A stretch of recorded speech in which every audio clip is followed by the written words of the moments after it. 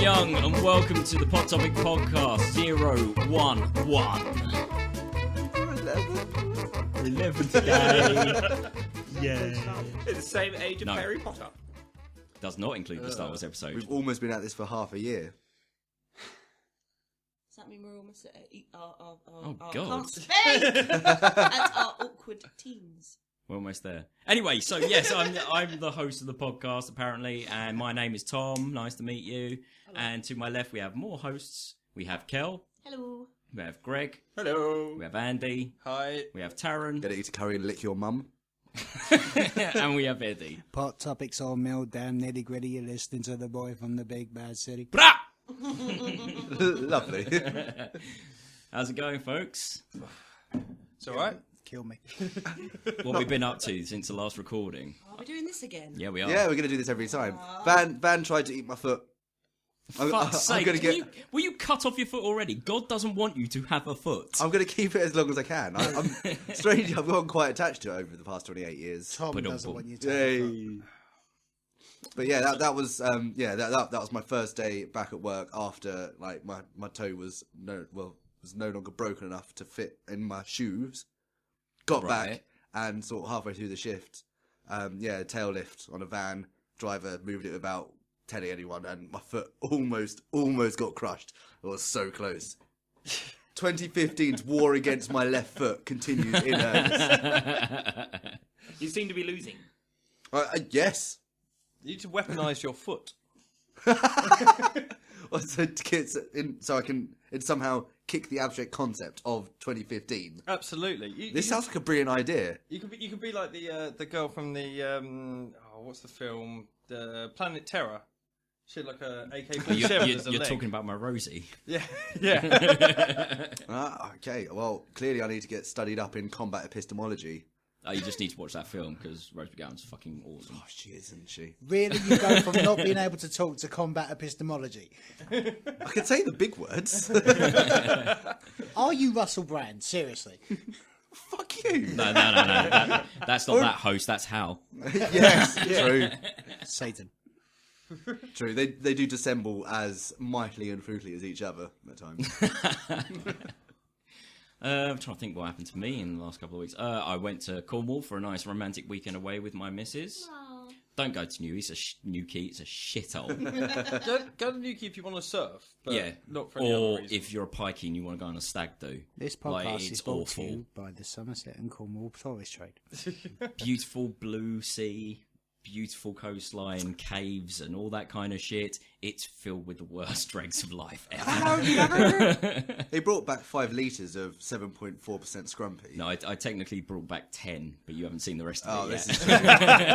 You know, by the time you and Andy were done with it, like you guys had your big smashed it the night you brought it over, and then by the time I got round to it a few days later, there was a pint and a half left. Yeah, that wasn't the scrumpy. That was Andy. It was a really tasty pint and a half. I'll give you that. Yeah, I mean, listeners, go and look at the Instagram photo wall on our website, pottopicpodcast.com. There's a nice little diagram of how much me and Andy drank in one night where we weren't going to be drinking or having a silly night. The hangover was awful. Mine weren't too bad, to be honest. Yes, but that's because you're unholy. And I got an extra hour in bed, probably. Helped a lot. And I had to let myself out of your house because you'd already gone to work. So yeah, that's been what I've been up to. Anyone else? We had a nice little barbecue on Saturday. Yeah. Following games night on Friday. That's pretty cool. Played some new games. Yeah, Munchkin Adventure Time. Munchkin Adventure Time was good. No, Munchkin Adventure Time was good, but every time my card came out, Diola described the entire history of that character in the show all the way through. But yeah, that's pretty awesome. And then had a nice little barbecue Saturday afternoon, and then followed it up with a night down the end of the garden around the fire. So very civilised. Nice little summer weekend. Very nice. It was Heather's first barbecue of the year, and I don't know, Diola's 7th or something. Yeah, we take it easy for once.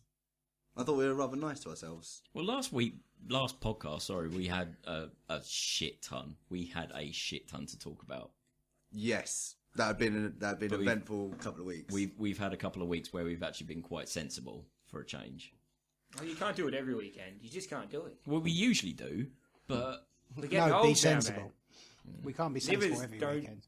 recover that quickly anymore. It's not my liver that I'm worried about recovering. It's my bank balance. That too. Well, Yeah. that's why I fuck tend not to Mr. drink. Liver. You can go fuck off. It's why I tend not to drink out the house that often anymore. All the drinking is done back here because you can get so much more for less. Oh yeah, something I want to bring up. Tom, Kel, you guys need to hurry up and just read the entirety of the Laundry series. I finished the Reese's chart, which is Charles Stross's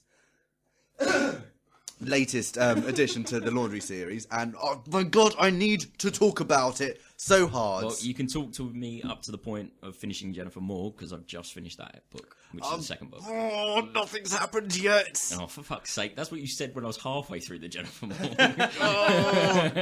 Things start happening by the end of the next one. Just fucking hurry up! All right, fine. I'll get it on Audible done. Excellent. Audible does not sponsor this podcast because, yeah, we're shit. Anyway, should we get on with the show?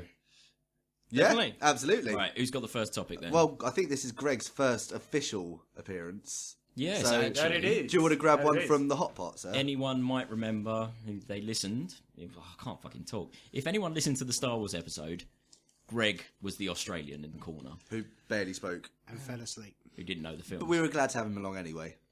even though he added on pussied out at the international end. You know. culture. Guys. Come on, 16 hours. Guys. No, it's So like, much food. It's like sitting down on the finish line. You've got to run through it, mate. So before we get on to topic, whiskey? Oh, yes. Oh, fucking good call. I knew there's a reason why I called you all hosts. Right. So I bought the whiskey this week. I bought You son of a bitch. a litre You son of a bitch. Happy You Tuesday. son of a bitch. of White Mackay You Glasgow son Special of a blended bitch. Scotch whiskey. Do you know why I son of bought a the bitch. litre? Because it was the You same hate price us? as the 70 centilitre, and Mum didn't raise no fault. So let's get cracking, lacking. Oh, God, it's disgusting. Oh, no pop for us this week. Cracked right in my ear. It's 2 weeks till payday, and I'm fucked. So 2 wakes. 2 weeks. I thought you said 2 ways. There's going to be some deaths. And it's going to be the White and McKay's fault. Yeah. Go for it, Greg.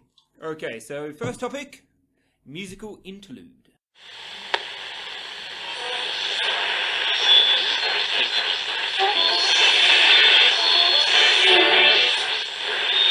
Hey, happy campers! You're listening to Marzipan And the molester. in the morning. And you're listening to Lick Your Mom FM.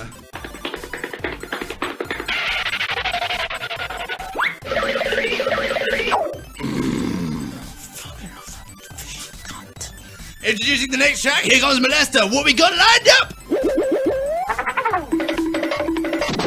This is Pheeetus and Bobby, Demon Punk. I'm really uncomfortable about you talking about fetuses.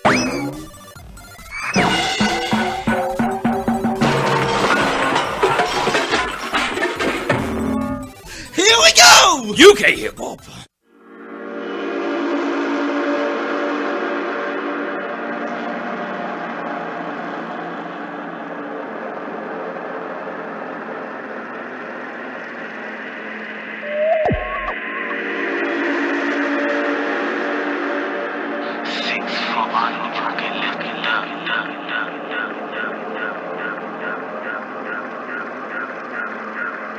Growing up, I seen some crazy things. I see man run, I see man get a bling, get robbed, sell it back.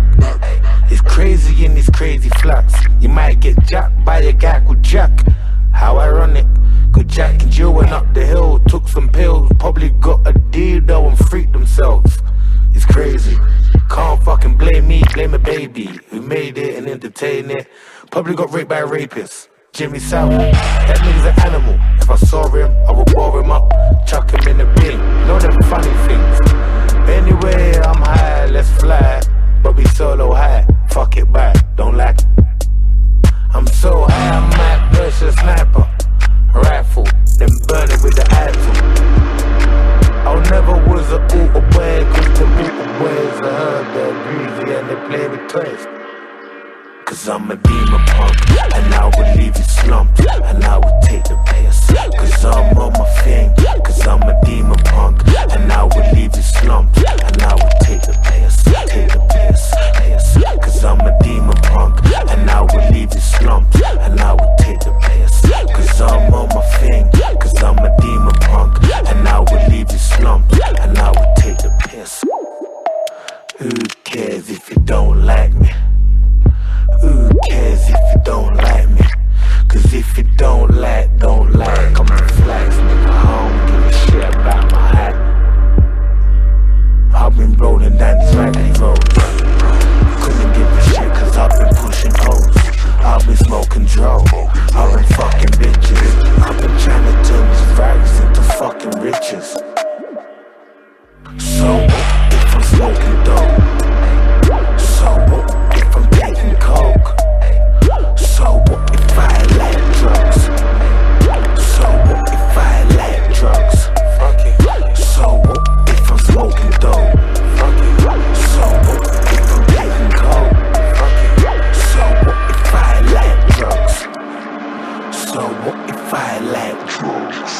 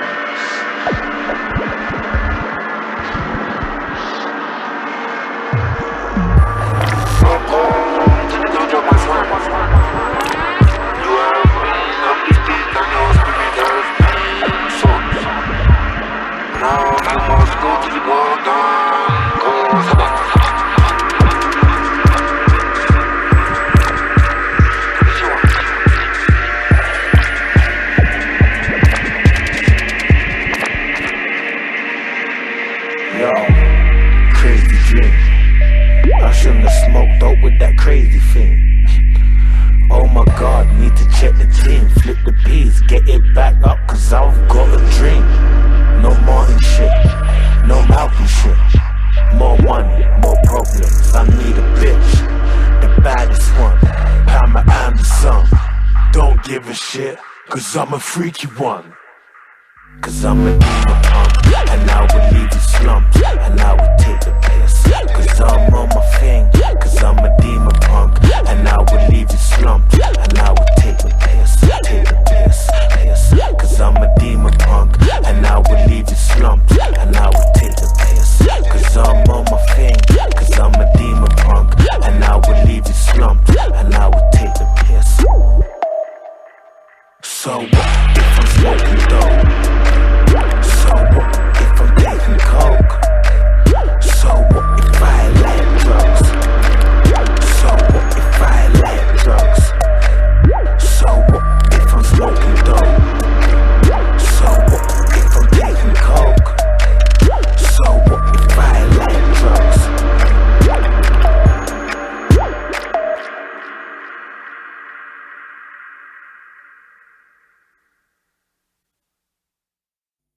Well, I particularly liked the bit where he broke it down into a Hawaiian-themed luau. Yeah, it was interesting how he managed to bring that out of, I don't know, somehow musically describing a Mobius strip. But yeah, he still brought the funk that you consider to be sort of the staple of someone like James Brown or perhaps earlier work of Beethoven. Of course he did, because you can't actually approach topological anomalies without bringing the funk. The two are one and the same. That's true. The higher you get, the more the funk comes out. Yeah. Absolutely. That was a mean accordion solo. Do you know, I once heard that if Bootsy Collins gets any funkier, he will actually turn into a tesseract. Well, hey, baby! Is he becoming the seventh host on this show? Bootsy Collins. Cool. Right. Shall we have an something actual from the topic? Pol Pot? Let's have an actual topic. Andy, no. Pol Pot, one from the community. I'm so happy Pol Pot took off. Yeah, that was actually Eddie's invention, Pol Pot. I don't turn up much, but when I do, it's worth it. Although you did want to call the host pot Pol Pot because it was black. No, you did. No, you did. No, that was definitely not me. There's only one way to find out. We can go back and listen. Edit in. As you can see, it wasn't me. Shit. Okay. As you can see, it wasn't me. Nice one, Taz. Racist. Right. So, Big Al, big up, Big Al. Hello, Big Al. What's up? What's your most pathetic grudge that you can't let go of? I don't tend to hold a grudge.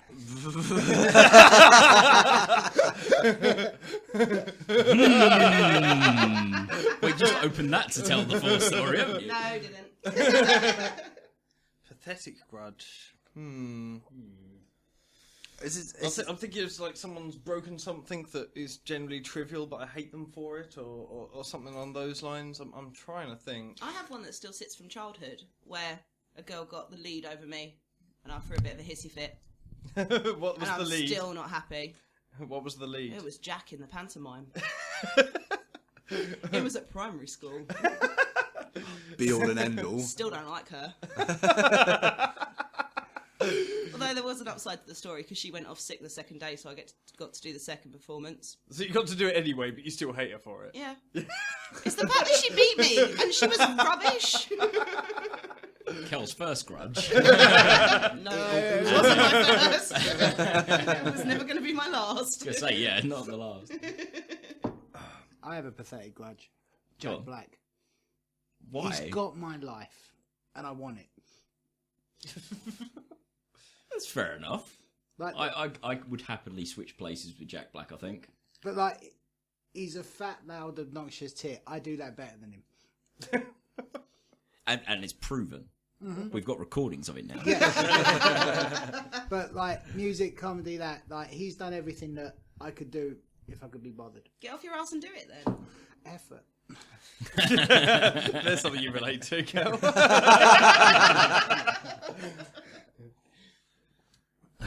Pathetic grudges. I'm still annoyed at anyone who doesn't have tube etiquette. Yeah. But that's not a particular grudge, is it? I think As a Londoner, I think that's pretty much most people in this area. Yeah, in order to hold a grudge, you probably need to know the person. Fair play. Will this be used as evidence one day when you've walked onto the underground with a shotgun? See, all I can think is like exes and shit, and of course you got a fucking grudge against them because they're your Well, fucking ex. the only thing that really jumps to mind for me, the only thing that's particularly pathetic, and the only reason I think it's pathetic now is because of how long ago it was, is your ex. It's the same one I've got a grudge against. Funny enough. Yeah. I'm still. In fact, me and Kimmy were talking about this on the way over. Kimmy, who was temporarily in the audience tonight, but yeah, we were talking about it, and I'm just remembering how much it still annoys me of like what a fucking virus she was on the group. What a parasite, and just the amount of rift she managed to put in. It still galls me to this day. Well, long story short, there's a reason why she's not friends with anyone. Yeah. Anyway, moving on. Happy memories. Oh, While talking about grudges. Brought to you by Any White pathetic and grudges, McCain. Greg? He's Australian. Oh. Was it the Englishman who sent it to your great anyone great kick your granddad? kangaroo, or? Actually, I do have a slight petty grudge Right. You? No. against Darren. Right. What did Darren do to you? Darren, community contributor to this show, Yes, who we insult every single fucking episode. exactly. The reason I have a slight grudge against him is penis envy. Go on. Yeah, he's got such a huge cock. It's not that big. Yeah, don't worry, mate. He's more meat cock than blood cock. True. What the fuck does that mean? Meat cock and blood cock is the same as shower and grower. I see what you're saying. So he's all show, no grow. I do have a video of him slapping his cock against my mate Dave's face quite a lot. Our mate Dave's face. You're right. If you're out there listening, Dave Rawl, love you. Hello, Dave. Not? Why not? Love you, Dave. Yeah, I can't think of an... Al, screw you. I can't think of any decent grudges. What? Pathetic ones. I don't know. George Lucas. Oh, now we're getting some deep shit. Yeah, no, that's my childhood ruined Yeah. by fucking He Jar Jar. raped our childhood. Go back and listen to episode 6.5 of this show, and you'll see how angry we are at George Lucas. We should have just called that episode 6.5 the mistake. Well, I mean, I think it comes down to it. Most of us aren't particularly petty people, so I am. like, there we go. Yeah, most. Would you care to tell us about yours then? That's not Jack Black. Well, it's not Jack Black. Yeah, like there was. Carl. There's a dude at school I wouldn't name names, and he was an obnoxious little shit, and just if I don't condone violence in any way, shape, or form. Do you want to try and say that again? I don't condone violence in any way, shape, or form, but that fucker needs to get hit by a forklift. I wish him Taz's life. Brilliant. Well, actually, now to think about it, I do have a slight grudge. Oh, here we go. There we go. Yeah, against Taz for rubbing his balls all over my room. Oh, but that's not totally pathetic. There's a story. Yes. Well, when Greg first moved into where he is at the moment, I told him, said, I'm going to rub my balls all over your room. And he sort of laughed it off. And the first thing I did when I walked in the house, his being the first door you encounter, is rub my balls all over the door handle. Didn't tell him until he opened the door. And then systematically over the next few visits or so, I tried my best to rub my balls on everything, every part of his room. And I did pretty good. To be fair though, I'm not Bravo. sure that's a grudge that you didn't let go of, because you did rub your balls on his head. Yeah, I did teabag him. Oh, it's his fault. You shouldn't have gone so Did drunk. you? You teabag me? Did you actually get him in my mouth? Oh, there was some lip action. That's a sentence I did not need to hear tonight. And I'm sure our listeners are agreeing with me right now. I do really, really worry about you guys sometimes. And we about you. Don't Oh, we- we're completely content with just getting our knackers out at any point we want. I had noticed. So you'll want something from the hot pot? Yes, thank you very much, Big Al, for that one. Thank you, Big. Thank you, Big. Okay, Cool. Taran, you got one from the what pot? The hot pot. From the hot pot one from us. Hot pot. The hot pot you pot. Okay, this is one from Tom. Your most creative moment, and then in parentheses, can you tell I'm drunk? I assume this is referring to the terrible, terrible handwriting. Yeah. Sorry, in fact, given that, I should read it exactly how it's written. Tom, your most creative moment. Yeah, I was. Can you tell I'm drunk? This is one from about the second episode. I had one night on my own drinking quite heavily. It started off as one glass of wine and ended up in like 2 bottles and like a bottle of vodka, and it got messy. And I just saw the pot and just attacked it. So I'm surprised that there aren't more that have come up from that night. I've got this beautiful image of you sitting in your room with a bottle of something in your hand, the pot between your legs, just writing.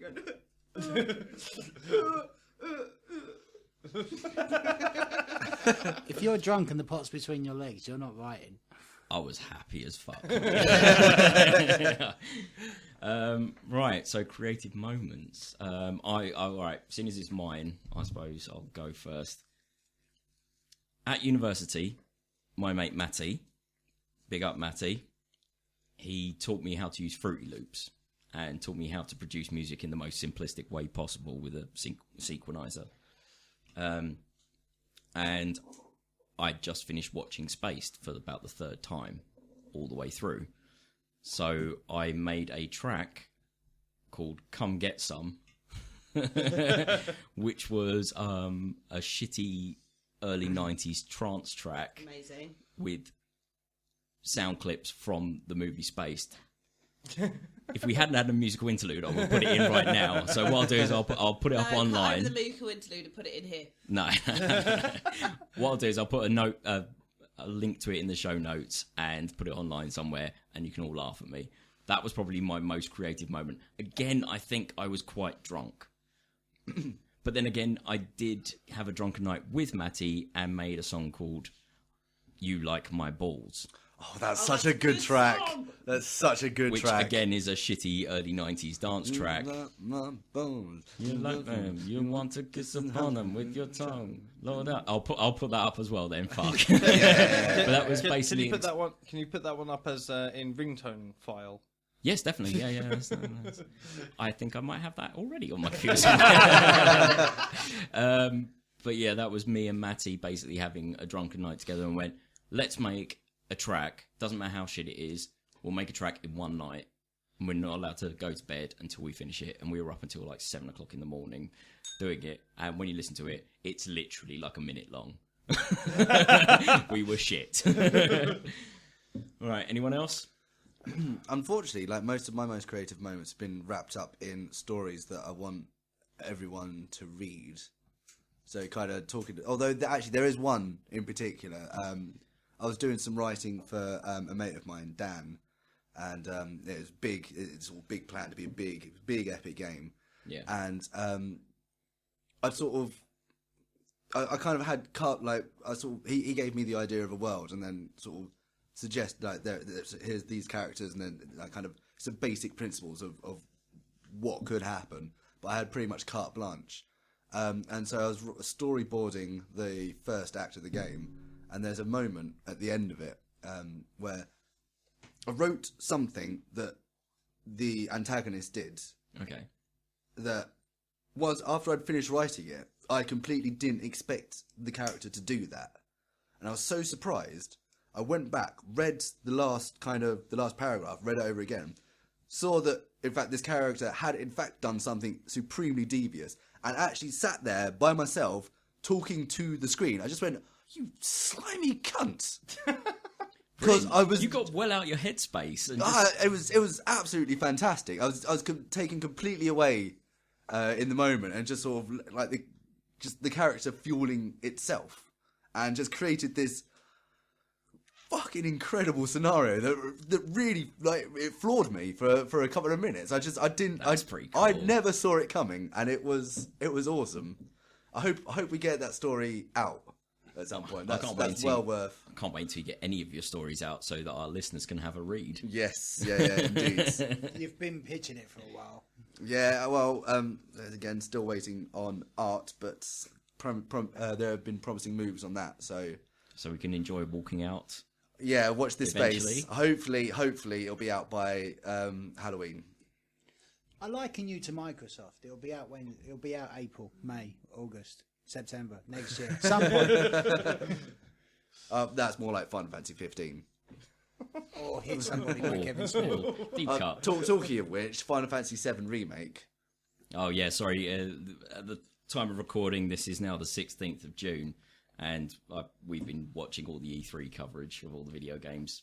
Final Fantasy VII Remake has finally come out, and everyone's not that bothered.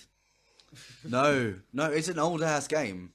Yeah, I love that game. I loved it when I was a kid, but... I don't know, that might be a talk for another time, but yeah. I don't... a different podcast, probably. It suggests to me that Square Enix is probably in a bit of trouble. Because they said they were never going to do it. Yeah, and they need to bank some cash. Yeah, absolutely. I have a creative. Yeah, go for it, man. And the mic. There was... Sorry. Rearrange I'm going to get creative all up in your mouth, You and fuck.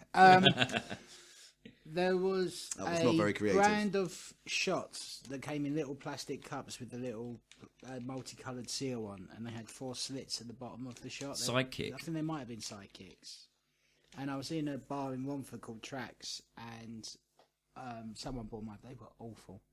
They were truly bad. Yeah, but, they were always bad, those things. After like the 8th, I was trying to interlock them. And...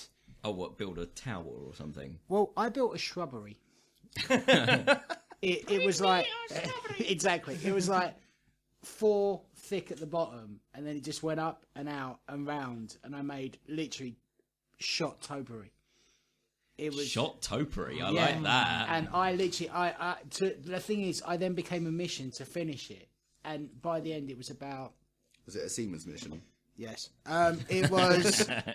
By the end, it was about 60. So I had to drink 60 of those little fucking sidekick shots, and it was very top heavy. And after 60, you try interlocking them. Oh, mate. Actually, now you mentioned drinking, I'm reminded of In this house. Yeah, right. I am reminded of.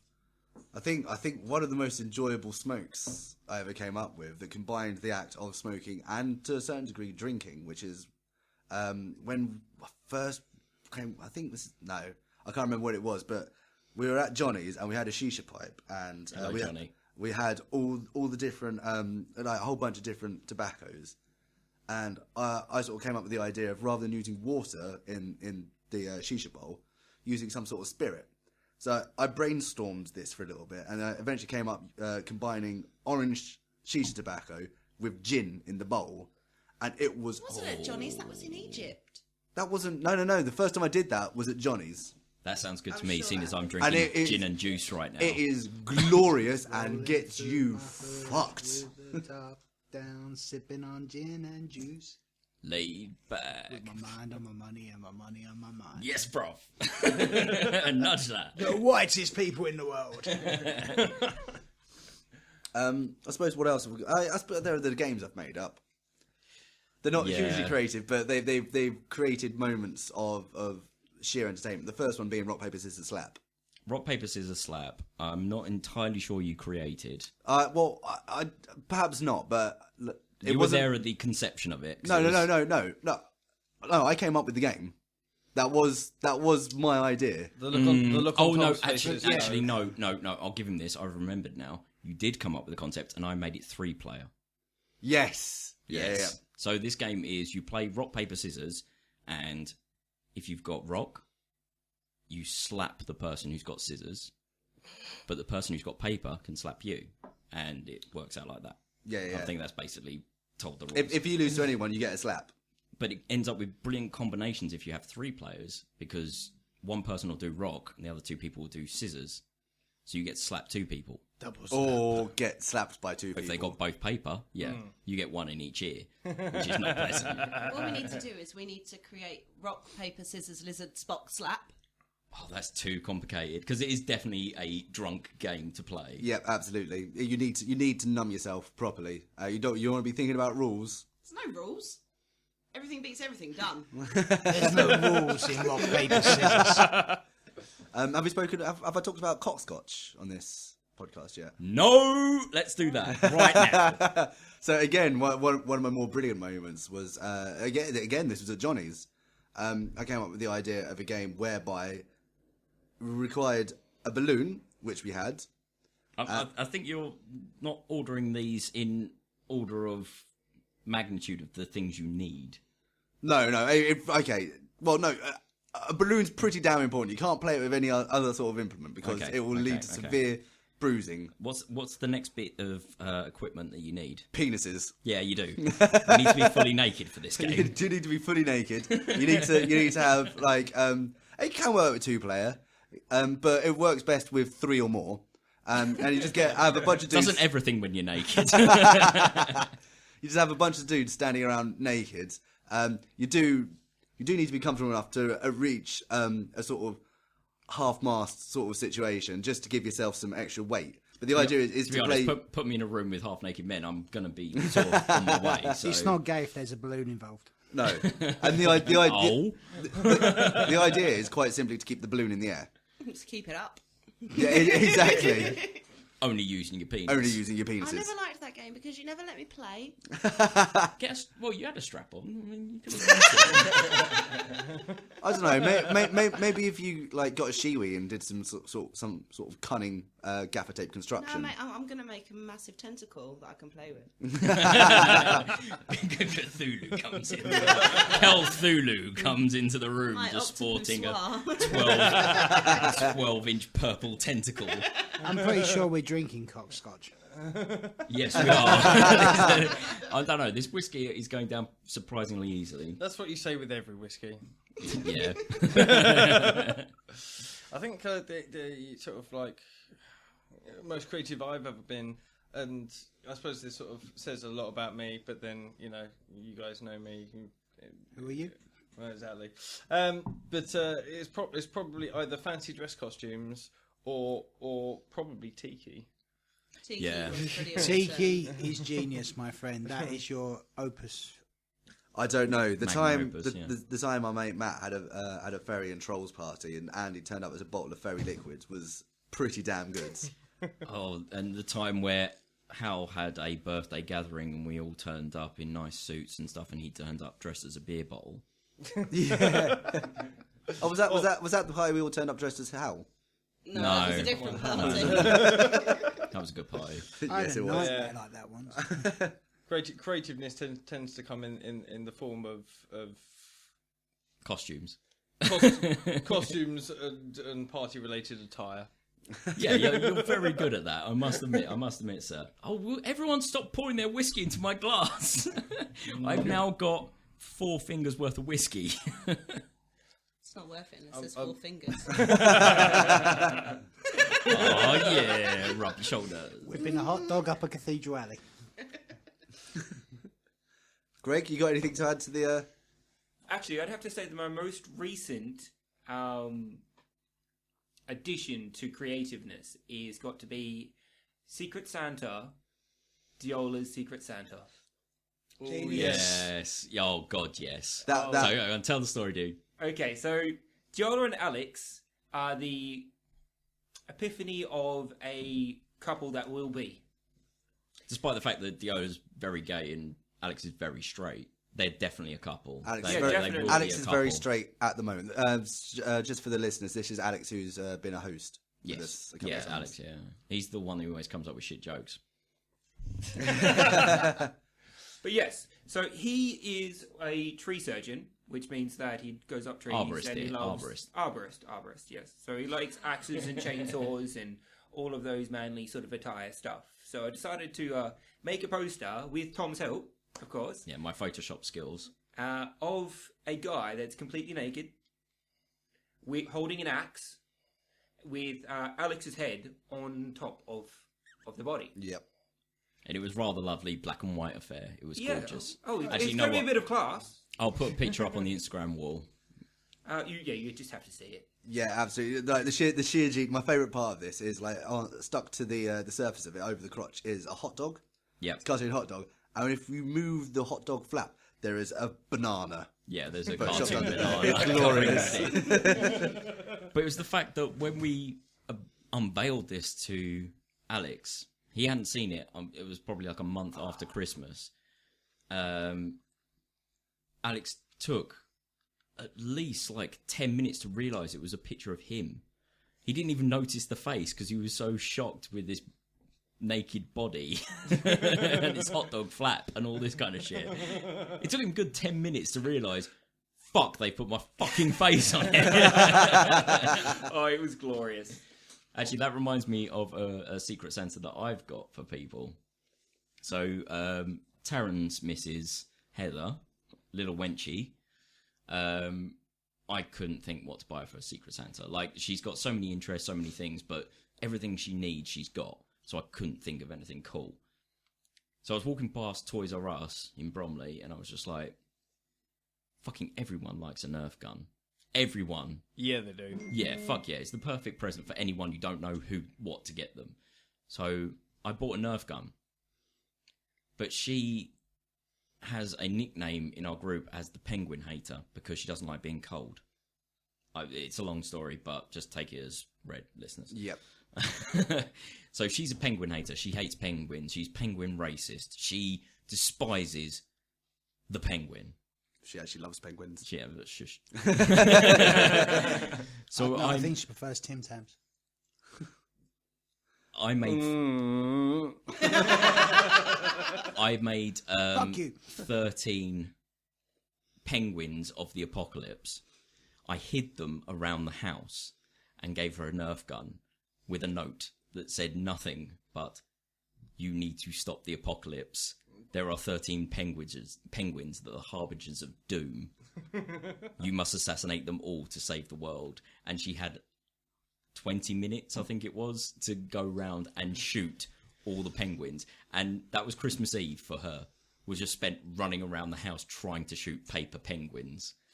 It's fucking awesome. I think she's got them all in her room these days, all looking at her. Yeah, she's got them on a shelf. Does my project count as creative? Yeah, definitely. Yeah, absolutely. Oh, actually, talking about your projects, we should mention, like, after the last episodes, where we talk about ice creams, Kel has in fact gone out and bought an ice cream maker. Yes, but she's not got a freezer big enough to put it in. So I'm going to have to buy a freezer. This project's getting expensive and expensive. Yeah, it is. I don't want to talk about that, actually. Can't be bothered.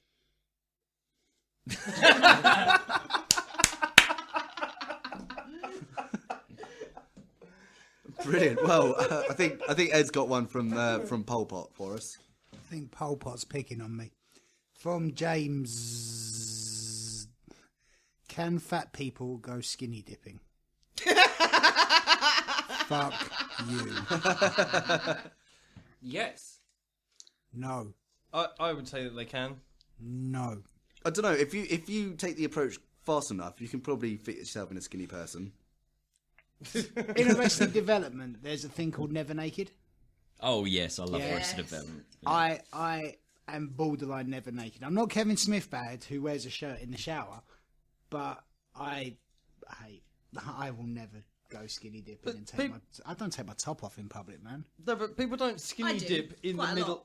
Yeah, but people, And I thank you for it. people don't skinny dip when they're with 20 of their mates. It's usually with a girl. Yeah, it's normally with a girl on your own with a girl. But the point would be I've some been form doing it of wrong. the point would be Find a some nice girl. form of amorous outcome. And the moment I take my shirt off, that amorous outcome would disappear in the wind. I still take my clothes off, man. Yeah, but you're sexy. I'm glad you think so. Always. It's not. I am not gay, but I would for Andy. Not the whole shaft, Oh, just that's the so tip. sweet. That's probably the sweetest sentence we've Like- had on this podcast. It wouldn't be full sex, but like you would certainly titty fuck me, and just the tip on the lips. Fair enough. Oh dear. Sweetest and the most disturbing sentence we've heard on the podcast. No, I completely disagree with you. Not on the lip action, but on the on the. Oh, you fall behind that one. Sorry, on, Paula. on the skinny dipping. I think that definitely fat people can. I've got some friends, and they're larger people, and I've got another friend, and she's uber skinny, and my two friends. They're married. They're sort of like mid-50s now, and they've got a perfectly normal, healthy, active sex life. And my other friend, she can't comprehend how they would ever have that. Like she just can't get behind the idea of anyone who is slightly overweight being comfortable being naked with anyone. Or their lifelong partner, or just anyone ever, let alone... I've managed it all my life. Well, yeah, but this is the thing, like... You're not overweight, you muppet. Oh, shit. That's not overweight. That is not. Suck on my titties and tell me that they're not overweight, bitch. You say that to me so often. Every Again? week, no chance. No, I think it comes down to mindset. Like, some people are overweight and accept they're overweight and are very happy with their build. Some people are overweight and in their head they think they want to be thin, so they're ashamed of being overweight. I remember the days of being thin. Like, Wish I did. But unfortunately, I was 9 months of it, and then I came out my mum, and it just went downhill from there. From a mildly humorous comment, this got really kind of dark and deep really quickly. yeah, thank you, James. Yeah, fuck you, dude. Well, okay, let's take it back then. Let's talk about Gregor, the Dipper of Skinnies, who was an enormously fat man who went on an absolute rampage. This was back in like the 60s or something, and he his version of skinny dipping was maliciously drowning every skinny person he could come across. It's all skinny men because he was also a closet homosexual. Wow. I like him already. Yeah, I wouldn't. Because he sounds like a serial killer. he was, and then he turned all the skinny people into a raft. I really like him. He's creative. And then I ran out of things to say about this person I just made up. Oh my god! Does anyone hear that? That's a whimsy fail. Oh! Quick, Taran, roll the story dice. You say serial killer, I say recycling. Upcycling. Yeah. It's logistical thinking. I need to get across this lake. I need a raft. There are skinny people. I will kill them and turn them into a raft. Yeah. How else do you go? How else do you sail over the rainbow? Well, if Exactly. you haven't got an axe to cut down a tree, then that's the easiest option. Yeah. surely. just flatten a person right To be out. honest, After a couple of days, the gaseous bacteria and it will break down the body into gas and it will float nicely a body. do you know how hard So- it is to chop down a tree? It's way easier to kill someone. It's way easier to drown a bitch. Especially Yeah. if they're skinny. Yeah. Yeah, they Slap can't their put up a neck like a fight. twig. Against me, fucking heavy fucker on top Yeah. of them. Yeah. Suffocate. No, I don't know. I mean, I always find when I try to do it, like I'm stopped by the tears and just the endless regret. So I never Oh, you need suffered. to get over that, mate. You need to get over it. comparatively, drowning skinny people is a lot easier. Oh, yeah. As I always feel bad for the trees. Plus the amount of water. Hippie fuck. Plus the amount of water needed to drown a skinny person is much less than a fat person. Water displacement theory. Yes. I like it. Let's drop a little physics into this mass murdering conversation. Yeah, so fuck all skinny people. Who's up next? So, yes, James, I think definitely that fat people can go skinny dipping because there's always murder. Yeah, and there will be. Where are we at? Who's next? It's you, Tom. Oh, fuck. Yeah, Scotch is kicking in. All right, down deep into the host pot. Right. What we got? Patriotism. Oh, interesting. That's it. As a topic, okay. Yeah, fair enough. I mean, it's always a weird one to bring up to English people who are, by Aren't at definition, all patriotic. I think that comes from like having a sort of post-imperialist. Well, this Sort is of weird. social- 'cause I disagree. I think Identity. it's because of a queen. I think that America doesn't have a queen, so they have a flag, and they get really serious about a flag. Oh God, they get so serious. It's so about that fucking serious. As an flag. Englishman, I don't get serious about the Queen. Yeah, but the thing is, because you have the queen and it's always there, you know, it's a living person, and then the human beings, they have family, and it goes wrong. So we have a certain rationalisation about the royal family, like they're Muppets, but they're our Muppets. You know, they're token Muppets. We stick them on the stamp. I quite like that, actually. Yeah. Yeah, no, you But made a good point, yeah. But the thing is, because America doesn't have a queen, they have a flag, and a flag doesn't do wrong. A flag just sits there. It's a and flies. symbol. Yes, and so they get, and we've. Plus, also like compared to us, America is like 3 years old. Yeah, so they're all very new and very and like gun ho about everything. So I think they embrace patriotism because they don't have a lineage, a history, or a queen or royalty. So they just grip onto this country. Like, I have never walked into a bar in England and gone, England, and then started a chant. But apparently you can walk into any bar in I don't America know, and start saying USA. Certain parts of the East End, you could definitely do that, mate. Oh, and maybe Bradford. if football or rugby is playing, yes, you can. But, like, that's just more of a... Just But I find think- a but I pub think- where 90% of the people have shaved heads. I think you can do it. That's called Romford. I think that's a good point, though.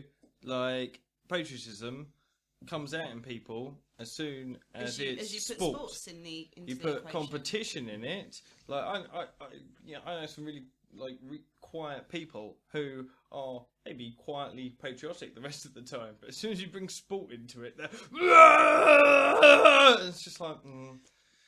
I personally find it like it's irksome. I find it a bit gross at times, Yeah, especially I'm the same. like when you sort of when you look at examples like the American Pledge of Allegiance and the fact that they're basic, like you get like just classrooms full of children slowly being brainwashed into. Yeah, it's the indoctrination of it all. It It's- just feels... It's really, really grim. It does sniff of Nazi youth. Like, everyone should be free to make their own opinions about anything. So the idea that people are being brought up to pledge allegiance to something they don't understand is... It's the same reason why my parents never got me baptised, because they don't want to bring me up in a society where I'm told what to believe. Like, they Yeah, want me and to make my own beliefs. Don't want to first. sort of indoctrinate you into something de facto that you've really got not much of a And say in. there's a difference where I don't believe in God, but my sister does. But you say that So- when we were kids, did everyone else have to sort of repeat the Lord's Prayer at the beginning of Yep. assembly and things like that? So we still had that kind of standing up True. as an assembly. And Did I anyone else didn't go change to the a lyrics? religious school. Oh yeah. Yeah. But I didn't go to. I don't remember having to repeat the Lord's Prayer there. Remember singing hymns and I stuff. remember singing hymns, but that was just like cauliflower's fluffy and cabbage's green.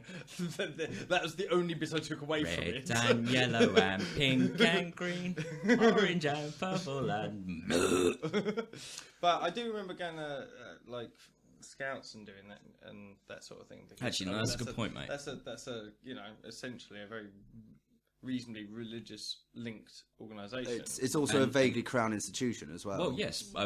Me and Andy both being scouts at some point in And our me. previous life, and we've pledged allegiance to the Queen. Yeah, absolutely. You did that often.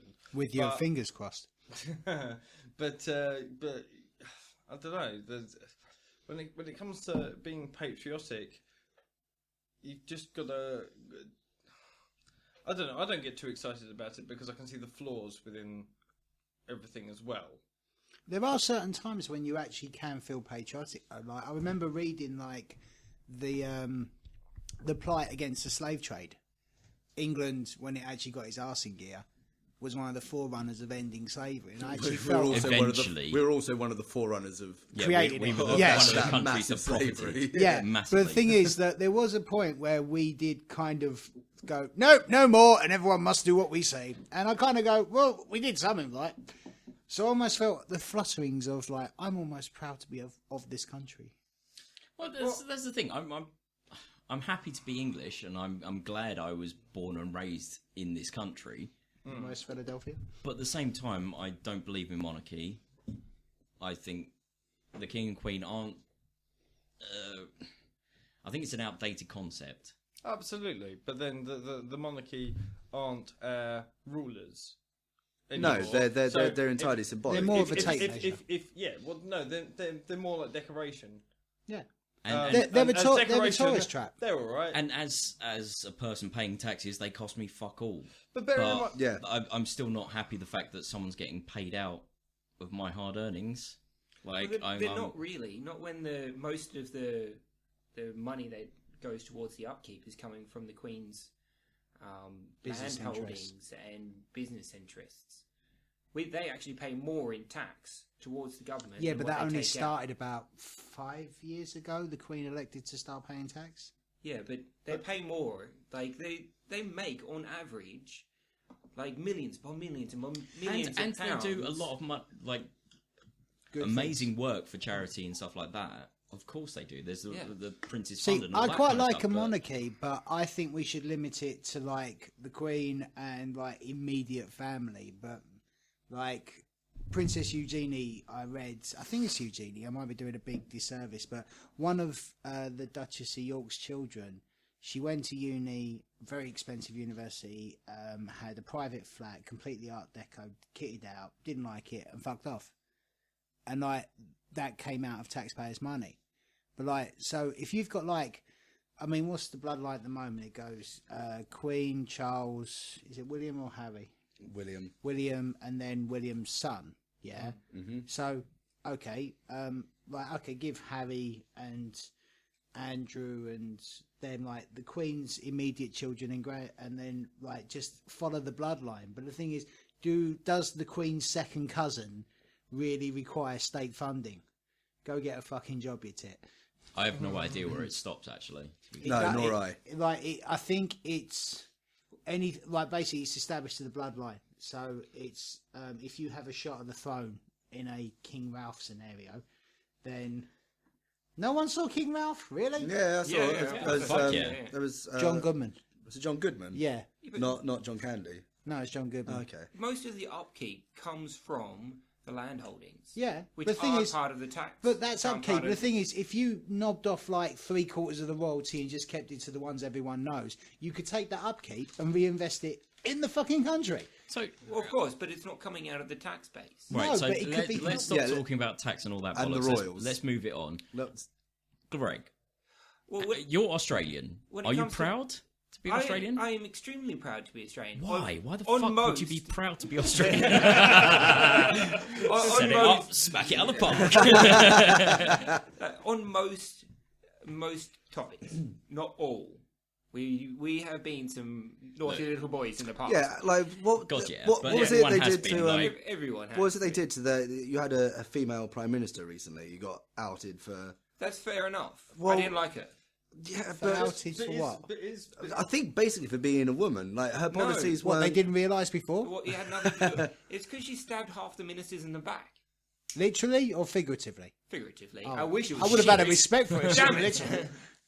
No, patriotism itself, the reason it's probably not as fluent here as it is in, say, places like Australia and like the US is because here you've been integrated into the European Union for the last, 30 years? No, I would. I'm not no, proud no, to be no, European. No, I would. But because of all the multiculturalism that happens, because of you're part of a bigger Oh, thing okay, now. I see what you're saying. I'm- Okay, yeah. England is not as big as I'm gonna in the cut- heart. gonna These cut you there. cultures coming I'm gonna over have to here, cut you stealing there. our history. Greg, because I think it probably comes down more to the fact of English reserve, like demonstration of kind of hot, profound, deep emotion is kind of like it's kind of looked down upon in English society, and sort of patriotism kind of works. The sort of ferocity that comes with Yeah. like And patriotic as- feeling is just kind of uncouth. As a people, as English people, as British people, we have an edge of, I don't know, like, What, being reserved? I want to say sort of cynicism about the whole thing. Like, Yeah, we've got an edge to us where we kind of question everything and don't believe in anything at the same or simply time. don't care. Yeah, or It all goes one way or the other. I mean, we definitely have nationalists and people who are, but they tend to use, like, people in this country tend to use nationalism as a front to kind of cover other things such as kind of rampant racism or whatever. BMP, motherfucker. Yeah, exactly. EDL and all that. But yeah, I don't know. I'm not a fan of patriotism purely because I believe it kind of promotes a sort of woolly thinking, a sort of glossy-faced, rose-tinted version of, oh, my country's the greatest because, right, ignoring all the ways in which it's not. Yeah, I mean, I've often thought this to myself: would I make a life in another country or something like that? Especially seeing as my missus is foreign, so it's just like no. Like I enjoy being in England, These foreigners I coming like over here England, stealing our pot. but topic host. at the same time, I don't consider myself to be patriotic in any kind of way. I think I would be very patriotic if I lived somewhere else. Yeah, Would you be if I- patriotic if I was- of if I England was- if you were outside? if Yeah. you were English living somewhere else, do you mean? Or Well, I am English. I would be English, and I would be living somewhere else. so if you say you moved to Spain, If I moved to Spain, I was you've made that surrounded- choice. Yeah, And- and I'd suddenly be England all the time. Yeah, yeah. Oh, Okay, see to be that. fair, though, if you're English and in Spain, it's very easy to be patriotic. Oh, yeah. Because, my God, have you ever seen that country? What? Stopping myself right there. If we've got any Spanish listeners, please email in to emails@pottopicpodcast.com and complain about how the Taran says your whole country's a shithole. I've got no real problem with this, but I've got no real problem with any people. It's just How has problems with Spanish it's people? the actual geography of Spain that I find difficult to palate. So, Kel, before I dig myself in any deeper a hole, would you care to give us one from the Pol Pot? This one is from Big Al. Hey, Big Al, what's up? In 2013, a Brazilian man was killed when a cow fell through his roof onto him as he slept. Good start. And in 1567, the man said to have had the longest beard in the world died after he tripped over his beard running away from a fire. Right. Okay. What's the strangest death you've ever heard of? What a lead up. Yeah, absolutely. I think the obvious thing is to visit the Darwin Awards. Darwin Awards. Yeah. Oh yes. I think one of my favourites is there's this dude, high flying banker chap, who got an amazing new apartment somewhere way high up, and it was supposed part of the selling points was he's supposed to have shatterproof glass for these big kind of floor-to-ceiling windows he had. Okay. So what he did, like soon after moving in, to show his mates, like he picked up a chair and he just ran at the window and went straight fucking through it.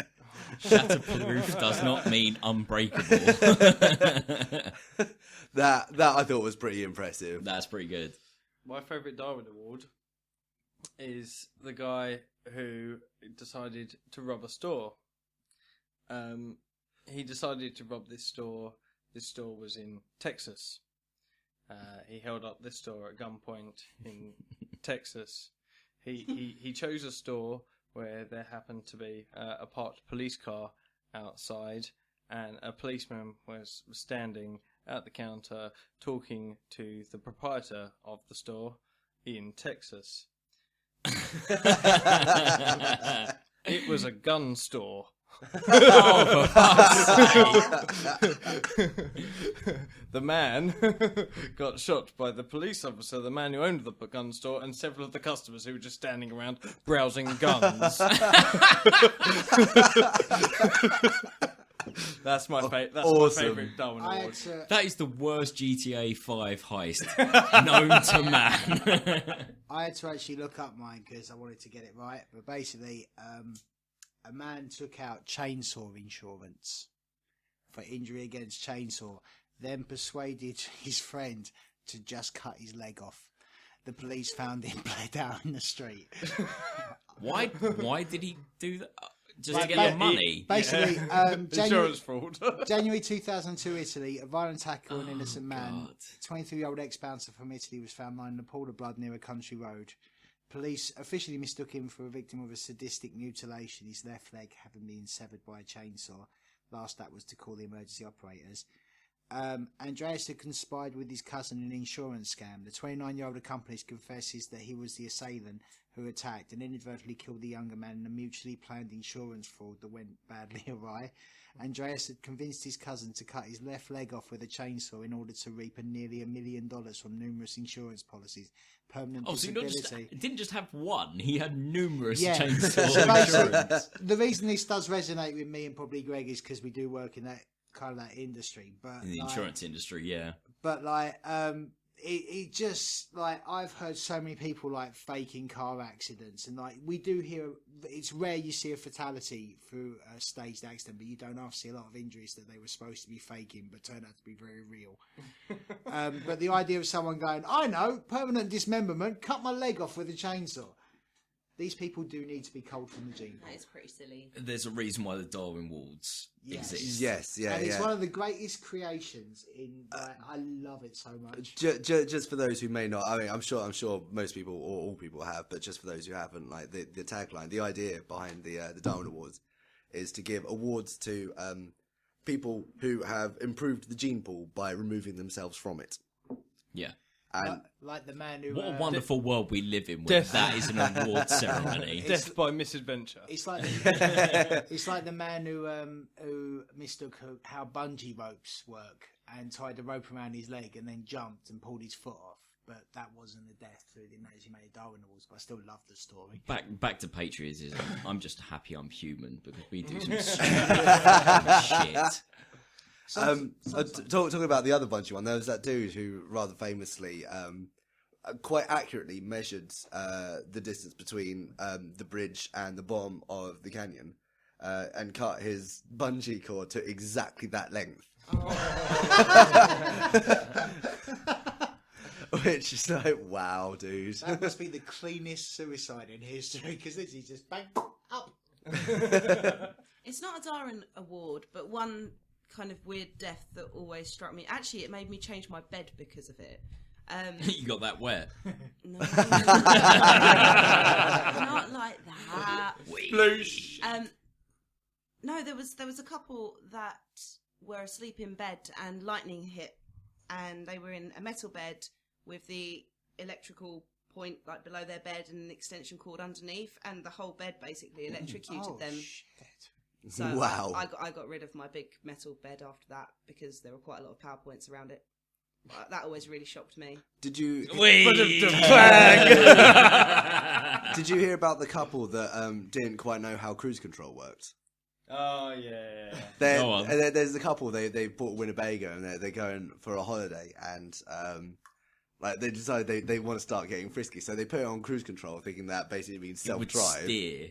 Brilliant. So like they put it on control at 55 miles per hour, and then like the woman just bends over and starts giving the dude who's driving head, and he just assumedly kind of puts his hands behind his head and just leans back and enjoys it, just like Luke Skywalker. and they like plow straight into a barn or something. There are loads. I quite like the dude who attached loads of helium balloons to his deck chair and then froze to death. Oh yeah, I love that dude. that was impressive. Is that actually a confirmed one, or is that not an urban myth? No, that is confirmed. Would balloons not explode? I read about it on the Darwin Awards website. Yeah, but they've got stories. They in do. The Darwin You're right. that are, I don't know. Like the our misses, they do say that. Yeah. Like, because there's a really lovely Darwin Award that it's a story that I read in the Darwin Awards, but it's not actually a death. They used to include like other Like the random Well, stories. it's mutilations. No, it's not. It's anything that removes them from the gene pool. So if they end up losing their testicles or their ability to breed, that kind of figures in. I imagine this probably removed him from the gene pool just because no one ever wanted to be with that. But the guy held his local NRA meeting around his house. So all the gun nuts are there, and they're shooting off the porch into the wilderness, and they're getting pretty drunk at this stage, and there's a raccoon out there. But the raccoon gets away, so they're just like, oh, fuck this. They all jump down into the desert, and they chase it, and it goes down a sewage pipe. That's like a 45-degree angle, just sort of like sewage out there.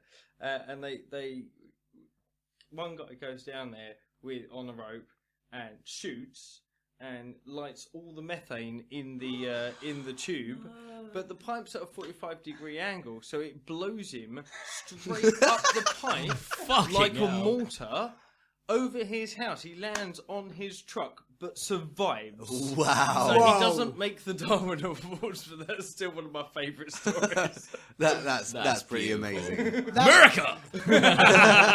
Patriotism! Best country in the world. Dude, that's like if Winnie the Pooh was directed by Quentin Tarantino. Stuck in the pot, blow that bitch out. Oh, bother. Oh, if only he'd said that in the back of his pickup. And after the explosion, Christopher Robin, these are the zombies. I've always loved you. I'm just a little black lady. Oh, deep cut. I've got to admit that this is one of the not so proud moments of Australian history. Was it when you were born? Well, that too. Did it happen somewhere between the discovery and now? True. Cool. Basically, there's this like level of subhuman that runs in Australia. It's called Bogans. Australians. Called Bogans. Bogans. They're my people. But they like to go pat kangaroos. Okay. Aren't kangaroos And very it's dangerous? just like every couple of years you hear of some stupid person that goes up and like pats a great red or a big red and then just gets beat to death. What makes a great red better than a big red? Oh, the big red and the great red are the same thing. Oh, so it's not But one's big, there's but something one's like just great. they're 6 foot tall. One's got a killing record behind it. The balls, mate. Go for the balls. We don't need whimsy in this podcast. Fuck Mighty Boosh. It sounds like they were playing like an extreme version of like cow tipping, but you guys like have kangaroos instead and fucking vicious ones by the sound of it. Well, an interesting fact about cows, they're considerably more deadly. Go on, Greg. An interesting fact about cows. I want to hear this. They're considerably more deadly than great whites.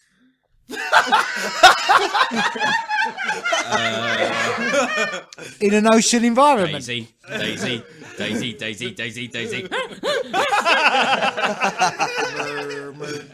They might have killed more Oh, people. man, that's even better.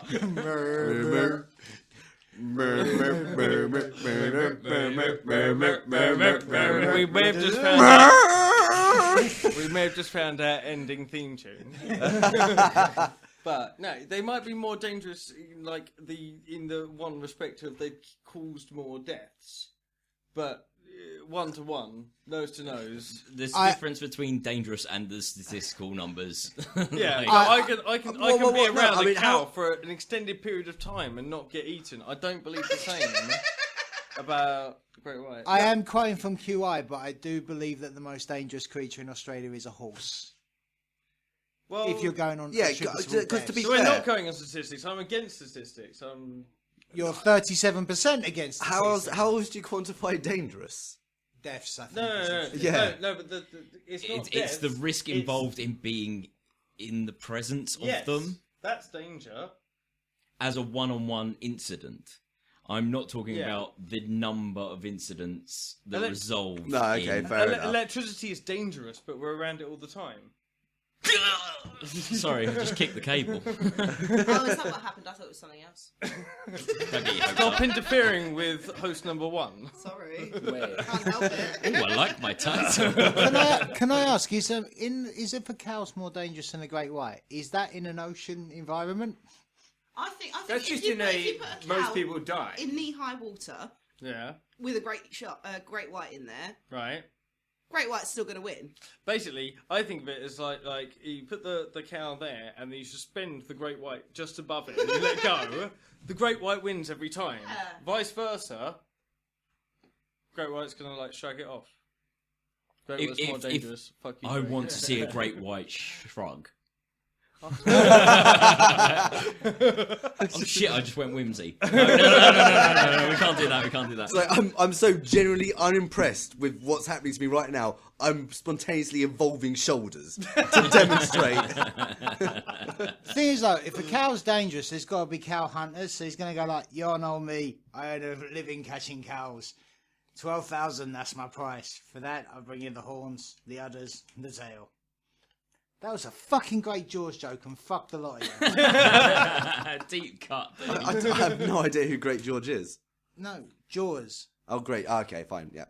It's Queen's big speech in Fine. Jaws. Go watch the film. It's No, I've seen excellent. Jaws. I thought you said Great George.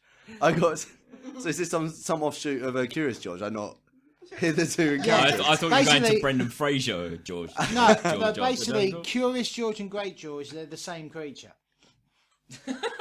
Okay. Right. I was just calling back to Greg. I'm wasted here. Thank you. Good night. Next topic. Well, hang on, no. I've got something more to add.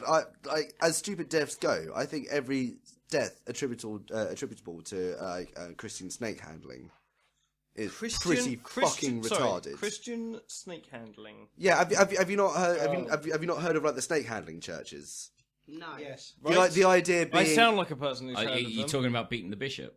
No, I'm not. I'm talking about. And this tends to be sort of in the south of America, small Of churches. course it does. But America! Patriotic. greatest country in the world. Yeah, no, it's churches, and one of the things they do to demonstrate God's faith in them is to handle extremely poisonous snakes. No, and- I might know what you're talking about. You should know what I'm talking about because on The Simpsons, Mo Sislak at one point comes out very briefly as a snake handler. But Therefore, I should know what you're Yeah, talking of about. course you It should. was on The Simpsons. It was on The Simpsons. It's pretty much like the history book of our time. We should know this. Worst but episode but ever. but the idea is, A fucking men, mate. but the idea is just so ridiculous. It's just like, well, I have God's favor because I am handling this deadly thing and I'm not dying. And then when it does bite them, because eventually it will always bite. And it's That's like, well, God's if will. I survive, it's because God wills it. And then when they don't, people still carry on taking their places and continuing the churches. I think that's absolutely ridiculous. Do you not believe that those people really know that it's bollocks? No, because they're sort of brainwashed, sort of borderline again Christians, borderline born again Christians. I think I'm too optimistic. what are they called? Dispensationalists? I can't remember the actual term for them, but yes. So that's kind of that's my honest bids and my honest sort of contribution to this topic, because that is just one of the most ridiculous things I've ever heard of. Should have ended on an interesting fact about cows. Did you know? Right. The best death in all of fiction that I've ever heard is the one from Red Dwarf. Which one? Which is, if you were predicted your death, you knew the future, and you knew that you knew that you were going to choke. Well, you were going to die taking the underpants off a woman with your teeth. Oh, right. Would they be in your mouth or not? Sorry? It's listed as death. He knows how he's going to die, and it's taking... It's age 96. 96. It's 96. Yeah, something like might even be older than that, taking a pair of underpants on. With his teeth. With his teeth. Okay. Are they in your mouth? This is... No, it's TV show as well. Sorry, once you give him the context of his age of death, that makes yeah. All right, cool. Greg, shall we have one from the hot pot? Yeah, I reckon the next one is from Kel. Oh, I reckon. Uh-oh. Simple logical steps. I've got a snapping turtle. Okay, so simple logical steps. I've got a snapping turtle. No, You've got a snapping turtle. I've got a mallet. I see your mallets, and I beat it with fire. I see your fire, and I beat it with a bucket of water. I see your bucket of water, and I beat it with the freezing cold. I see your freezing cold, and I beat that with a hot summer night. I beat your hot summer night with wearing a t-shirt that I've just washed but hasn't actually dried yet. So basically, what we're getting at is a game we invented. And Taran invented. This is. I was going to bring this up during the creativity bit I completely forgot about this one. because this is Taran. This is one of the most creative moments that you've had that I tell everybody about. I've taken this game everywhere that I've been. It is such a good simple. It's a card game. It's not a card game. It was invented in a car. Oh, car game, yeah. Card game. Sorry, I heard cards. Yeah. It's a card game, but do you know what? It's a card game that has no end. It does end because eventually you can't repeat. This is the important thing of the game. Like someone says a thing. Explain the rules of the game. The game was born when we were playing. I had a picnic, and on this picnic, I had a sandwich, and then we're playing a memory game where you got to do sort of one by. It was the alphabet. It was apple, banana. No. I went to a picnic, and I had an apple. My family always played it as I want a packet of hula hoops, and then somebody else would say I want a packet of hula hoops and whatever. And then go on, and you have to try and memorise everything that everyone's list, ever said, and then add something, and then the next person has to carry it on. To the shops. Yeah. I went to the shops one day and I bought blah blah blah. Yeah, the reason that we always used to call it "I want a packet of hula hoops" is because I was on a road trip with my family. My dad was driving and wanted a packet of hula hoops. Therefore, he said, "I want a packet of hula hoops." In joke for your family, number 235. My mum joined in by saying, "I want a packet of hula," and the game just started. Therefore, it was forever called "I want a packet of hula hoops." So basically, we're driving home from UK Game Expo a couple of years ago now. Oh yeah, about 5 years ago now. Jesus, really? Yeah. And I was driving my dad's Skoda filled boot with as many board games as we could buy, and everyone was very hyperactive, to say the least. Yeah, and so playing this game, I don't know, I was enjoying it, but like memory games are never going to be my thing. We were really sucking at it. Yeah, Memory game. so We were tired, we were drunk. I was owning. I was absolutely owning. Yeah, you were. Like no one else was. Another game was but I kind of wanted to come up with something that had the same kind of one person at a time, and then sort of keep it going, keep the flow going. And so I just kind of took that concept and deconstructed it into a simple kind of basically you a need card to beat battle. me. Yeah. You've got to come up with something and not repeat, and you've got to beat me. Yeah. But it's abstract association. Very much so. Now we did end up coming across a couple of like special rules that. Yeah, as soon as you mention a honey badger. Honey Badger's Cthulhu, 9th Dimension, and there was something to do with Formaldehyde. I couldn't get Emmett Brown at top of a tree with a tripod. Oh, the tripod. Yeah, I can't remember because you can like, reverse time and undo the effects of everything that's come before. and restart the game. And restart the game. The tripod was you with your tripod. Yes. Oh, we were very drunk at this point. Anyway, we called it simple logical steps. Simple, logical steps. How did we get from A to wherever the fuck we've landed? To honey badger. A to honey badger in 365 easy steps. And you do it via combat. And incidentally, I beat your wet t-shirt with a live circuit. Ooh. I beat your live circuit with a power cut. Oh. I beat your power cut with candles. I beat your candles with my breath. I beat your breath with Listerine. So there we go. Take it away, listeners. Have a play. It's really fun when you're drunk. Believe me. Yeah. If especially if you're in a car journey, like it's a good way to while away the time. It's a lot fucking better than I Spy. Can we do a couple of threads on the website? Are you saying you want to start forums? Because I'm well up for that. We had a Simple Logical Steps Facebook group at yeah, one point. Yeah. But that ended up sort of bifurcating and then trifurcating and then quadrificating. So like people kind of defeated different things, and then the strains went off in other directions. Oh, it grew like a brilliant drunken tree. It was wicked. It was amazing. Like I was amazed that by the time that ran out, there were people on it I simply didn't know who were commenting. A little bit viral. Talking about like people who didn't know, like signing up to things. There was that in the very very first podcast. Tom talked about a website that me and Tom started, which was drinkingchampagneinappropriately.com. It now Amazing. It now no longer exists, but It does, because I keep fucking paying for it without No, realising. Oh, does it exist or doesn't it? I thought it was just a Facebook. Oh, group now. no, it's Drunk Gaming that still exists. Drunk Sorry. Gaming still exists. Drinking champagne inappropriately only exists on Facebook now. But give it a check out. But basically, the only reason I bring it up is we've had 2 little rushes of like other people liking it. We have more people like that page on Facebook than we have like the page of the podcast that we're currently doing.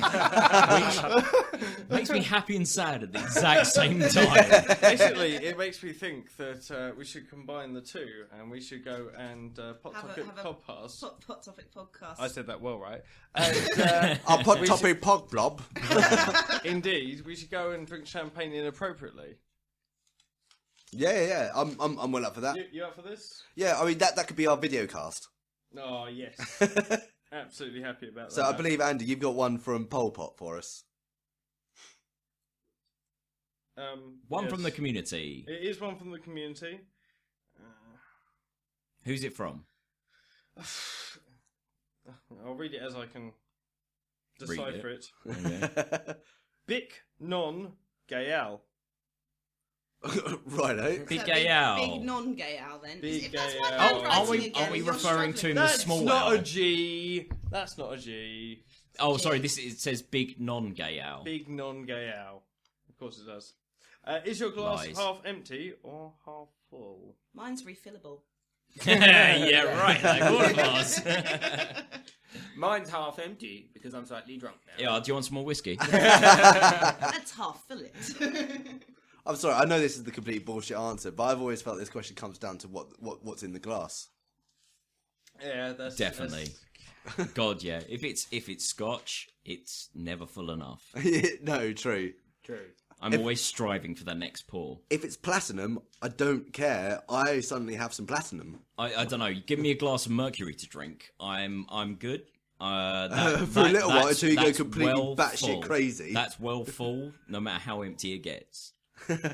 My response is my glass contains 2 quarters. You're doing well. You've got a glass. My glass is actually empty. I'm not happy about this. Well, sort your life out. Have some whiskey. No. All right. Sort your life out some further then. Dinner. God It's damn it. time for Kel's dinner, everyone. She's getting hungry. I really wish I hadn't Ping, brought ping, that ping, up. ping, ping. Dinner time. Joe, I've ginger beer, but it might not be a good idea. No, I'm good, Tar. I've told lots of people about Ginner. They've all been very happy that word has been coined by you. I used it this evening. Me and Kel are in Sainsbury's. She buys food, and I go, nah, I'm just going to go for Ginner. Yeah. And buy a litre bottle of Gordon's gin. I reckon that Ginner is well going to be a thing. It's definitely after 8 material. Instead of the wafer thin mint. I think you should Ginner. have Ginner. So it goes breakfast, brunch, lunch, afternoon tea, supper, dinner, Ginner. Ginner. Oh no! Hang on a second. And then Whoa, whoa, bed. whoa. Hang on. 5 a.m. dump. Ginner would be like Ginner would be a staple in Kel's sort of celebrity diet and exercise regime. So basically what you do is you starve yourself to the point where you're screaming at your own stomach. Sitting on the sofa watching Always Sunny in Philadelphia, And like video of an hour of that, And making then sure you've got enough calories to pull you through. The guide that comes with it features Ginner as 0. This is really making me want gin. Go get some gin. Go get some gin. Just put some gin. See, in the face. I think the real way Ginner works is you wake up, pre-Ginner, breakfast, sub-Ginner, lunch, Ginner 1, Ginner 2, Ginner 3. And then you got Dinner. to have your main dinner. Gin Then You we got to have dinner with the family around a table. yeah, and then after dinner, then comes main Ginner, followed by Ginner Mass, Ginner Midnight Mass, and then finally the Jopper. Gin and nightcap. the gin Chopper.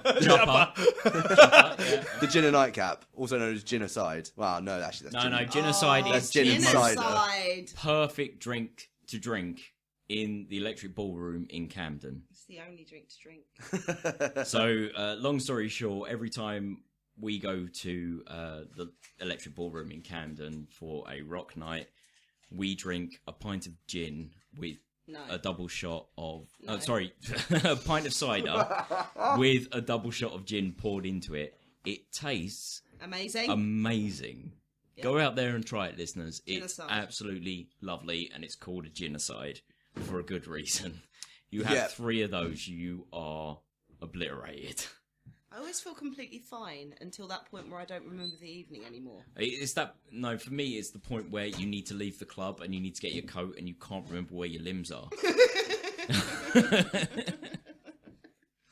I know I've got my ticket on me somewhere, but sorry, my hands are not where they should be. I can't stop thinking about gin. Can someone please do me the favour of reminding me what the topic is?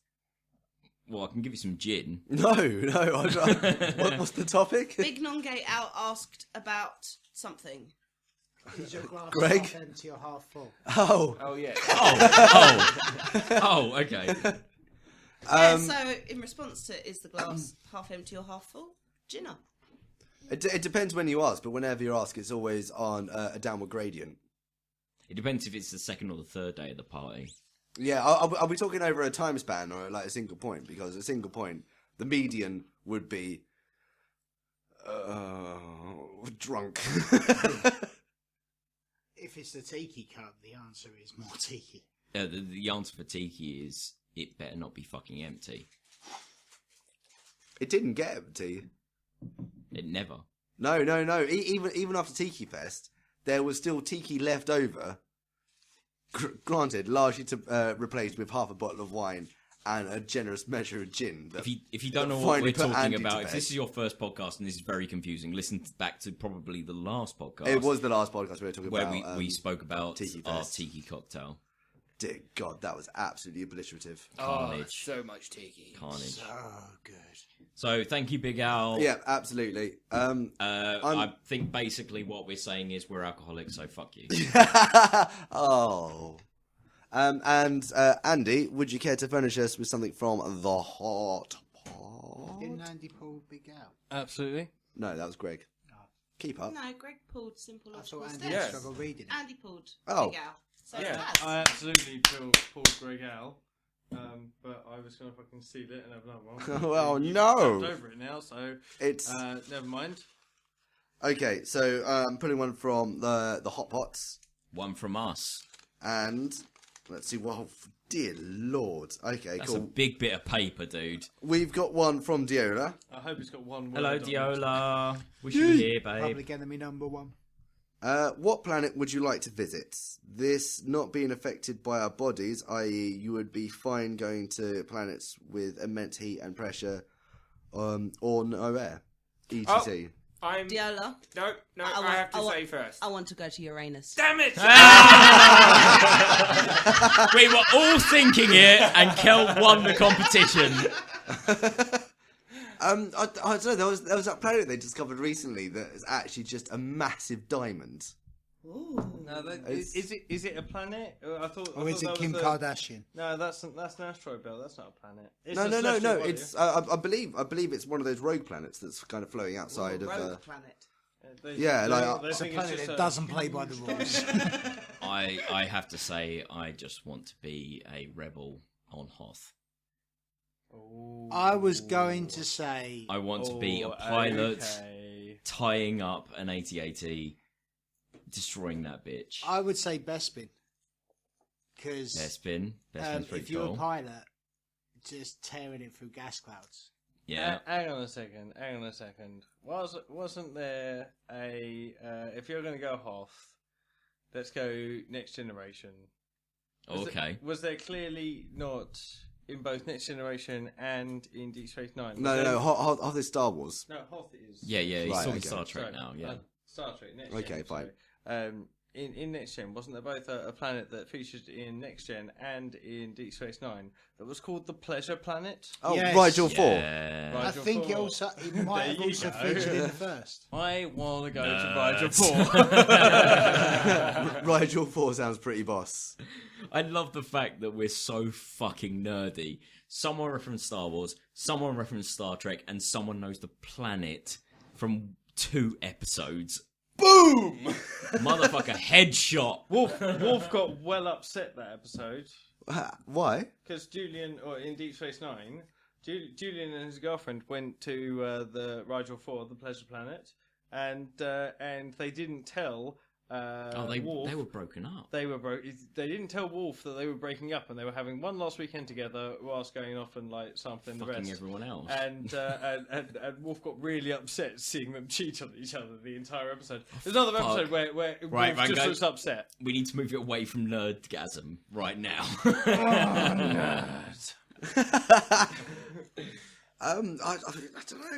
What would if you went to Uranus? What would you carve on its surface? Oh, don't tell me that, dear. Oh, Andy, your name. Oh yes.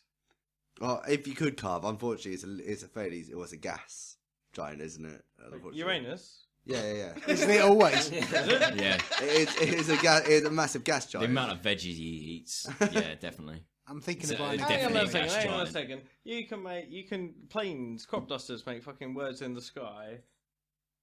We all You say know that's from not- You cartoons saying that's that not a type of carving? we all know from cartoons that if you like shoot through a cloud, you can carve through it. Yeah, So- there you go. Or just use fucking lasers, man. Or do Wicked. Uranus. No, you're right. We're not using Disney like physics here. It'll be interesting to see how that stands up in like Mach 1 atmospheric conditions. Could I just point out my proudest You're moment just of my such life? you're just such a naysayer. I am such a naysayer. The proudest moment of my life was that in school I was banned from saying the word Uranus. I had to call it Uranus. And if I ever said the word Uranus, I got an immediate detention just because I made that many jokes. But Uranus sounds like urine. I know, they soon said I had to call it the planet. The planet. And everyone knew what that Dear meant. God. The planet that no one will name. Has anyone like caught the Mars One thing? No, that dastardly Roadrunner. The Mars One thing Is the Mars idea- 1 the private one? Mars One is the crowd-funded Yeah. sort of like completely non-profit yeah. organisation Yeah. that decided they're going to go and live on Mars. Now, last time I saw anything about them, basically they came up with the idea let's go to Mars. They realised that they couldn't go to Mars and get back with the current technology. That's why we haven't been to Mars yet. We don't have the rocket technology to go there and enjoy Mars for a bit and then come back. So they've decided... It's the idea of having to transport an entire separate shuttle to then launch off of the surface of Mars. You've got to carry an entire spaceship to Mars in order to get back again. Because, of course, the bit that only goes across space is only the little bit. You've got all those rockets that falls off and all of that stuff. Now, so what they've done is they've simplified the idea of going to Mars and just decided, well, we won't come back. Yep. So you can get to Mars, and we can probably take enough stuff to survive there. And they've decided to do that. And it's a completely crowd-funded, sort of non-for-profit organisation started by the Dutch. And they're going to go to Mars, apparently, in 2024. The last time I saw it, they were cutting down... They did a free sign-up thing, and they got it down to about 100 people. And they were about to have their 100 people cut down to whatever the next level of people is. And I haven't seen any more of it. I'm sorry, but I feel guilty that I've only kickstarted video games. I've spent 50 quid, I think, was the most I ever put on a Kickstarter, and that was for a podcast to get off the ground. The Comedy Button, go listen to it. It's fucking awesome. You kickstarted them 50 quid? Yeah, fuck yeah. Generous motherfucker. Well, I'd been listening to those guys for years. They're fucking awesome. Enough. But anyway. But yeah, no, I haven't heard any more from that. I wonder whether anyone had. I have. It's now fallen apart because one of the people who was accepted for the next round has come out and said it's a massive scam. Oh, I thought you were going to come out and say he was The Rock, and it was just going to go to Doom territory. Are you for real? Because I'm marginally dismayed about that. I am quoting Ralph Garman on Hollywood Babylon, but he does. Sort of reliable sort of news. Yeah, it's third-party news, but it is usually well researched. Well, as much as this podcast is. To be fair, I'm upset. I'm sad that has happened. But I'm not really surprised. I didn't think they were going to go to Mars in the next 10 years. So the fact that it's not happening doesn't surprise me. It's disappointing that it's a scam, but again, not surprising. What's most disappointing is that some of their ideas for the way that they were going to select people were reasonably spot on. And new thinking. In what way do you mean? They weren't looking for what do you think of as an astronaut? You're all American track and field star. Yeah, something like a quarterback or something. Yeah. You want to sit in a tin can for a year and a half. Still, you don't need an Uber alpha personality. You don't want to be. You don't want to have someone who wants to run around. You need someone who's going to sort you out when you get there. Hang on a second. What you need is you want someone who's not going to want to move around for. Kel, that's not what I meant. Right. So when we go to Mars, we are taking legions and legions of prostitutes. Pretty people. What we'll By do the is way, Pornhub are subsidising that as we speak. We'll stop off from Houston. We have a problem. We'll go from Houston and we'll just go straight to Amsterdam, pick up some whores, and then go straight to Mars. It's like a stop off. I'm in. But what they were looking for, they weren't looking for people who had who liked running around outside. They weren't looking for people who had large family ties. They weren't looking for people who had aspirations of having a family and stuff like that. They were looking for World of Warcraft players who sat still for 14 hours a day every day and were perfectly happy not having any interaction with anyone. I would like to put in my application. Exactly. You can get me a broadband connection. I'll be fine, To mate. Mars, yeah. The Wi-Fi would suck. Motherfucker, that's not you at all. You played lots of Eve, but you played most of it through macros you wrote yourself in order to save you from playing the game. The entire time we've been talking about this topic, I've been trying to think of a planet in the game EVE Online. Because I spent so much of my life playing that video game. It's ridiculous. But then I also wrote macros to play the game when I wasn't at the computer. Or for like farming stuff. It used to mine asteroids for me while I was away. And I wrote macros to transport stuff across the galaxy. Oh god, I got so deep into that video game. But just to finish this off, I was very happy that they had this, what I perceive as forward thinking. I don't know whether it's actually forward thinking. I don't really pay attention to what NASA's talking about with the idea of interplanetary colonization. But I was a little bit, wary about the idea that those people would be the ambassadors for a complete world civilization if they were found by aliens on Mars. If there are, come on, that's such that's ridiculous statistics right there. What's the chances of someone finding one planet over? Yeah, there might be some single cell bacteria that are just like, what the fuck are these guys all about? Do you know what? We're going to call our bigger brother in Andromeda and just really screw some shit up for you right now. Let's say that they go there and they do colonize Mars. You've got an entire civilization spread from the most antisocial people on Earth. They're just the beginners. They're the beginners, and I hope it gets better. But let's just accept it. Basically, what we got to say is, don't worry about it. Quoting Arnie, get your ass to Mars. Well, everyone, just stop listening to this podcast right now. Unsubscribe. It's not worth it. You won't get the broadband out there. Don't need listeners. We're off to Mars. So if you go off to Mars, let us know. Send us an email to emails@pottopicpodcast.com and let us know. We do need listeners in Mars, because how cool would it be to have as a tagline, it's like the most listened to podcast on Mars? Oh, that would put the shit out of Ricard in Sweden. Like, screw that guy. We got listeners on Mars now. Yeah. Sorry, dude, but you're still on this Lovely, planet. babe. I absolutely love you. Keep listening. But if any Martians phone in... Oh, yeah, no, you're dropped, mate. Like, you're not going to be able to crash over on our couch ever again. So, I'm thinking if I was going to have to choose one planet, I would, I'd have to have a look through the database, and I would find... the planet that's been discovered that seems most Earth-like, kind of similar sort of star or sort of similar relative position from the star. Just Alpha Centauri sort of thing. Yeah.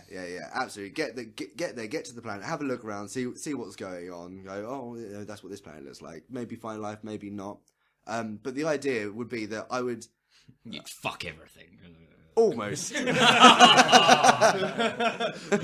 the Bible of Shatner?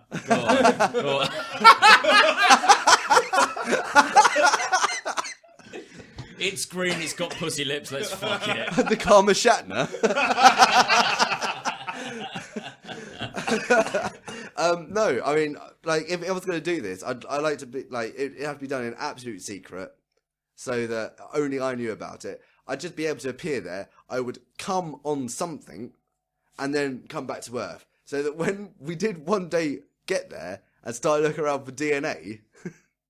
Your spunk would be the only thing on the planet that they can find. Hello! Do you realise, like, evolution, you would create a race distantly related That's to... not No. how That's not how- proteins work. No, I'm not going to somehow manage to inseminate sand. I'm just... Despite my best I'm efforts. just pitching Planet God of damn Taz, it, you the tried. film. But hang on a second, aren't there things that live in spunk? There's things that live in our fucking eyebrows. Yes, but the fact is they can't survive Outside of our outside of eyebrows. that. Yeah, no. You don't know. We never... No, we do know. We absolutely do know. Yeah, but we absolutely knew that nothing could be in space, and then we found all those things on the outside of the space Tardigrades. station. Well, we took them there, but yeah. Yeah, but we didn't. We knew they couldn't we survive there. We knew things could exist in a vacuum. We had that here. We experimented with that here on planet Earth. But we didn't know they could survive there. That's No, the point no, of no. science proving things. We knew scientifically, we knew the reason that they could survive in a vacuum is just the fact that it hadn't happened yet. Yeah. We hadn't seen it. Yes. It was more we knew not to expect to find them there because So things you're aren't going saying- to evolve in a vacuum. But if they make it there, Oh my god, we're going down the rabbit So- hole. but you're- What but- planet would you like to live on? Adventure Time planet. Fuck done. But you're oh well, no, fuck ooh, go Foon. you're saying that... Oh my god. I've been waiting to Taran bump nudged it. that. Sorry, listeners, I'm going to give you another bit of homework now.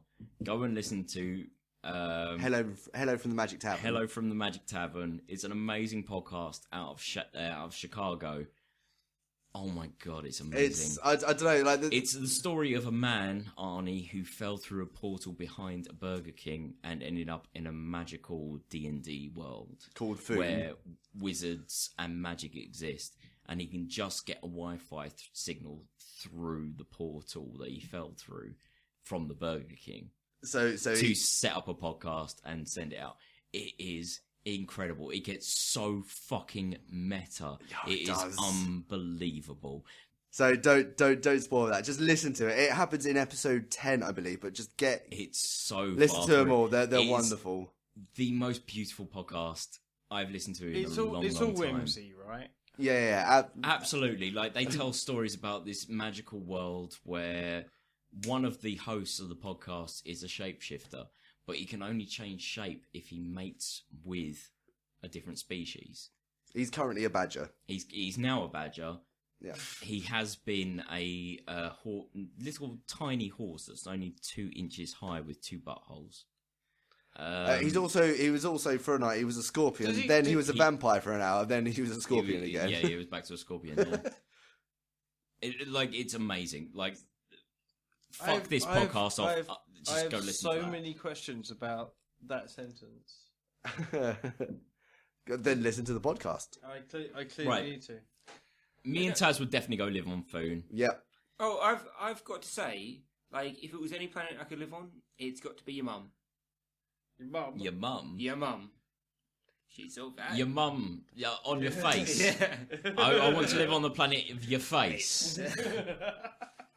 I want to live on the planet of your mum's face. Cool. Are we done here? Or What did Kel say? Uranus. Yeah, she got well in there at the beginning, mate. Oh, alright then, fair enough. Who's next? Eddie, you've got a topic from Pol Pot, or is it from the host pot? uh-oh. Oh, it's one from Pol Pot. One from the community. I've just seen who it's from. This one's from Darren. I haven't looked at the picture, but I can see the grimaces on their faces. Games that have no winners, i.e. drinking game, last touch, the game. Darren. I hate you. We've got a few of these games where there's no winner. Yeah. Of those, I don't know. Drink the whiskey has no winner. Oh, Jesus Christ, that bottle's empty. Fucking hell. Alright, we've got like 4 shots left in the whiskey bottle. This isn't good. Anyway, sorry, yeah, Taran, go That's on. how you do a liter. Quickly, apparently. Now, I disagree with drinking games because I think everyone's a winner in a drinking game. Unless you're playing I Have Never and someone pulls something out of you that you really didn't want. Or if you're playing Century I Code. love that game. You're so honest. I really wish Diola was here because there's one drinking game called Pyramid. I don't know if you guys have ever played it at all. So I haven't, but I've heard the story. It involves a deck of cards where every time you pull a jack, you take 1 shot. Every time you take a queen, you take 2 shots. Every time you take a king, you take 3 shots. Every time you take an ace, you start the pyramid again. So, Are there any picture cards in the deck? yes, it's a full deck. You just shuffle it random, deal it out onto the table, and build a pyramid. It has a base of however many cards you want. We usually play it 7. No, sorry, 8 No, base it can't be only picture cards because how else would you? Oh, Progress? no. What I'm saying is a full deck of cards, and Right. that's if those pictures come up, then you have to do that. Wasn't And this you build a this pyramid. a game Tom and you Andy played with D? No. It was me and Rob. It Gray. wasn't me. It was you and Rob Gray. It was the first time I ever met this dude, and it has kept us as internet besties ever since. So basically, Diola was very drunk, and we decided to play this game, and me and Rob decided to stack the deck. So, at the Awesome. top- I'm so happy. at the top of the deck, he had to go home. He had work the next day. Oh, that's even more glorious. We were at our friend Gabby's birthday party and stacked the deck. So every time he got to one of the lines, basically what you do is you start at the bottom of the pyramid, you pick a card from 6 cards. Then if it's a face card, you take that shot. And if it's not, then you carry on to the next level of the pyramid. And obviously, as a pyramid's formed, you have less cards on each level. Mm-hmm. So, the first layer, there's a jack. Oh, well, Diola, you need to take one shot. Second layer, there's a queen. You need to take 2 shots. Third layer, there's a king. Jesus Christ, man. How fucking unfortunate are you? There are 4 kings in that row. Oh, shit, dude. Sorry, mate. Sorry, you need to take 3 shots. Oh, sorry, like, the top of the pyramid is an ace. You need to start again. If the top of the pyramid is any other picture apart from a picture card, any other card apart from a picture card, sorry, you can end the game and you can stop drinking. And we did it 4 times in a row. He was obliterated. I bet he was. Worth it. I can't think it was so beautiful. I can't think of one drinking game that is worse than that, and that is the drinking game of playing drink every time they swear during what episode of South Park is it? Oh, it's the episode where the TV show airs where they say shit on TV. And then through the entire episode, you've got a count of how many times South Park have said. Oh, yeah. Oh, God, it's over 100, isn't it? Mr. What's his face, Garrison, walking around going, "Hey, you shitty fag, shitty fag, you." It's a 22-minute episode, It's and amazing. there are like over 100 shits. Do you know the backstory of that? It's when they hit 100 shits, like this great evil awakens. But the whole backstory of that is Matt Stone and Trey Parker worked out what the not Use the your laws, words. not the laws, but like basically every Broadcasting single standards. broadcasting standards. Thank you very much. Of each channel, so the channel they were putting out on Comedy Central would allow so many fucks, so many shits, so many M words, so many that. Otherwise, the episode was unplayable. So they found out how many shits was the limit and hit it. And stopped the episode at that point. Oh, Awesome. really? Yeah. And it was that many shits? It was that many shits. However many shits it is Wow. that many shits where it got to the point where broadcasting standards would let it go out. I mean, And it's like, pretty fucking epic. honestly, none of us walked out of that room. We all crawled because we'd lost use of our arms and legs. That many. We had to pause like 4 times because you can only do that game in 2-second segments. Yeah. I've got a couple of like really bad drinking stories with games. So the first I can think of is my favourite drinking game to play with a group of people who don't know what's coming is the Roseanne. Yeah. Roxanne. Roxanne, sorry, not Roseanne. Oh, fuck, I'm drunk already. Roxanne by the Police. You don't have to put on. You basically break the group into girls and boys. And the boys drink whenever they say put on the red light, and the girls drink whenever it's Roxanne. The first 2 minutes of that song are like pretty easy going. The last minute and a half of that song is solid shots. It's unbelievable. Because the last minute of that song is just Roxanne put on the red light, Roxanne put on the red light, Roxanne put on the red light. It is awful. Yeah, the person who taught me that game was Matt Goss. Fuck you, Matt. Fuck you, Matt. And no. I've only ever played it once, I believe. You only ever play that game once. However, if you walk into a group and you suggest playing the Roxanne drinking game and no one knows what you're talking about, just be the adjudicator.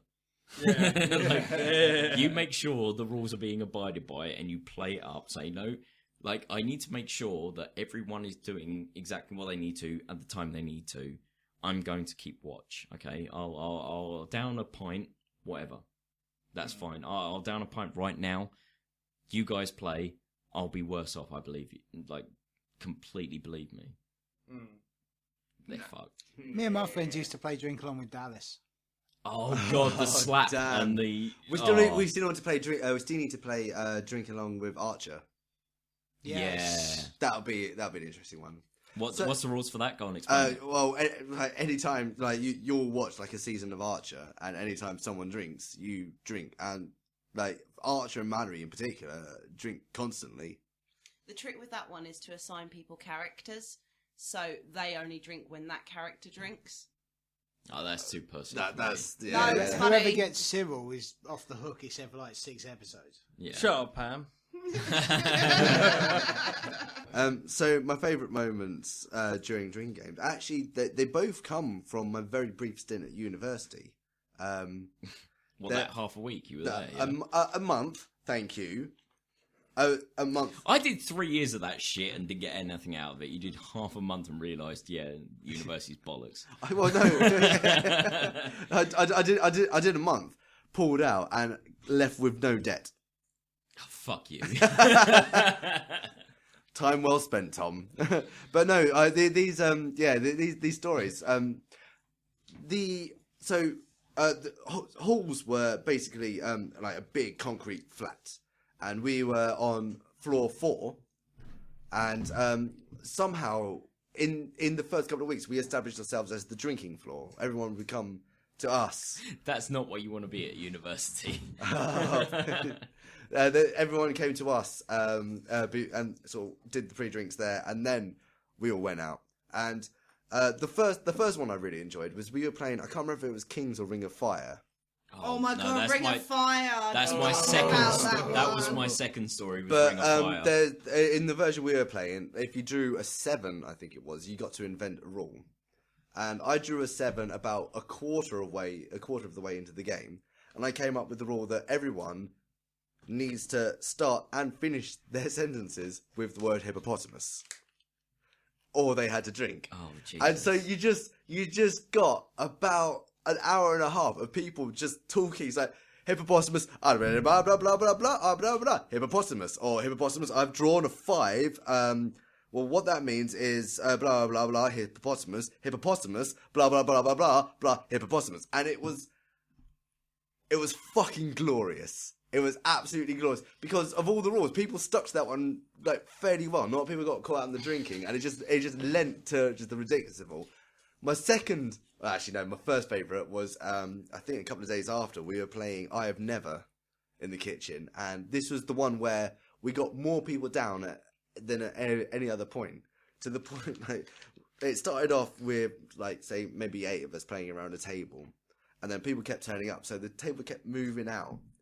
I was one of the first people to play, and I think I just had my 3rd turn, and then by the time my 3rd turn rolled around, the circle had moved out from the table and had encapsulated the kitchen with a 2nd row for 50% of it. Oh, and there was just this point where, like, so that person knows that person knows that person. Like, I've got an idea, I've got a vague idea of who's here. And there was just this point where it moved on to this one dude who no one had ever seen before. He just appeared there, and it got passed to him, and he just said, the thickest French accent. It's just like, I have never fucked a blind girl, and everyone just dies.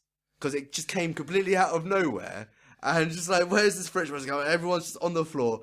They sit back up. And as people just are composing themselves, there's one person just visible on my peripheral, like in the corner behind me, who just sticks their hand up really slowly. And it's just like, drink! See, again, with exactly the same situation, I was sitting around one of my old pubs that I used to manage, and we were playing I Have Never on a very drunken staff do. And the question of, I have never cummed while sucking on someone's toes. Bet you loved it. And you were loving your and life. one girl had to have a drink. Brilliant. That was See, amazing. Last time I played Have You Never, I raised the question, drink if you've never made it home without your shoes. Which I thought I was pretty safe in. Oh yeah, many people must have done that, surely. Exactly, I thought I was safe in that. I've And never done that, but I'm pretty sure. Everybody fucking was just like, what the fuck question is that? Just like giving me no time of day at all over the idea of the question, have you ever made it home without your shoes, and then some guy reached in for his drink. And I was absolutely guaranteed it was going to be one of the girls. I thought it was going to be one of the... We played with a lot of girls. They've all got heels on. I thought it was going to be one of them. And then one of the guys moved in and got the drink. The major thing with drinking games is know your position. Yeah. I have learned this Definitely. because It's all a strategic mind game. That's No, right. no, It's no. not a drinking game. it's not even that. It's I was around Kel and Greg's and our friend Chris's house, and You trashed my bedroom that night. yeah, I did. At the time, it was called the Community Outreach We Program. were playing Ring of Fire, and I got the card that was you're allowed to elect a drinking buddy. So I decided, you know what? I'm going to pick the youngest and the skinniest girl to be my drinking buddy, so I can keep taking massive amounts of alcohol in myself, and she will keel over before me, and she will be the drunken girl at the end of the night, and I will destroy her. What I didn't anticipate was that Shani.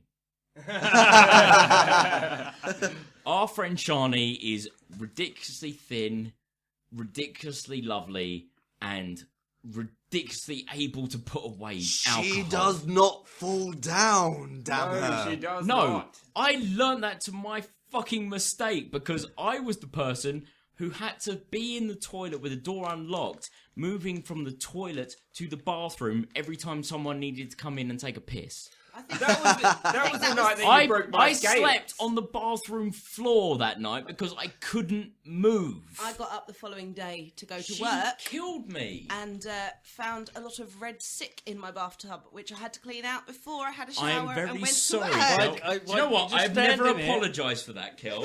I am very sorry for ever doing that to your bathroom. You still owe me your scales.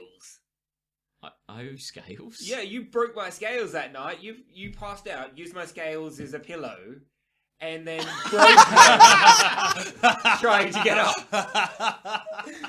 That's the first time I've ever heard of that. Sorry, I will give you my set of scales. We had an amazing drinking games night You've locked eyes with me. What are we talking about? in the Partridge. Oh, When the partridge in Brumley. We brought in international drinking rules. Grenades. We have Grenades. rules on the wall. Grenades. And yeah, we if anyone hasn't heard of a sonic grenade, basically at any point in the evening, someone can pull out a grenade, pop the pin, and throw it. At which point, everyone has to hit the floor. Yeah, someone mimes pulling out the pin with their teeth and throwing it to the floor. Everyone has to sit on the floor. We're not sitting anywhere near the floor. We're on bar stools. We were on bar stools. We were on bar stools at that point. We'd gone in for one drink after I'd finished work, so I was drinking wine. We're in a very, very quiet old man's pub, sitting right in the middle. Can we just go through the rules of international drinking rules? Because I can there's- read them, I can see them. They're up All right, on my but wall. we have them in the room with us because that's how often we play these kind of We do- games. Oh, you haven't played that often. They've been on the wall for forever. It's the So- fact that there's my girlfriend's name on the wall, because if you can't pronounce her name correctly, you need to take a drink. Yeah, but the reason her name's on the wall is because we'd never heard it before. We'd never ever. We've known her for years. That's Rita. She's been around for 3 years. Yeah. Why would I have heard her surname? But yeah, the international drinking rules. So there's the random thumb check. Random thumb check is that you have to have your drink on the table further than if you put your fist to the table and you put your thumb down on the table, your drink is further away than you can touch with your thumb. So that's the random thumb check. If you see if it's someone shorter with- than that distance, you need to take a drink. you need to take a drink. So someone is thumb master, and the thumb master can just like shout that at any particular moment, and you've got to do that check. The trick is sneaking everyone's drink closer to the edge of the table. Yeah, every time someone goes to the toilet, you kind of move their glass slowly towards the precipice. And then there's rule 2. Rule 2 is banned words. So you've got no one can say anyone's name, no one can say the word drink, no one can say the word lighter. Or bar, if you're Or playing in a pub. If you're playing in a pub, you can't say the word bar. So anyone says any of those words, you know, you've got to take a shot or like a finger of your drink.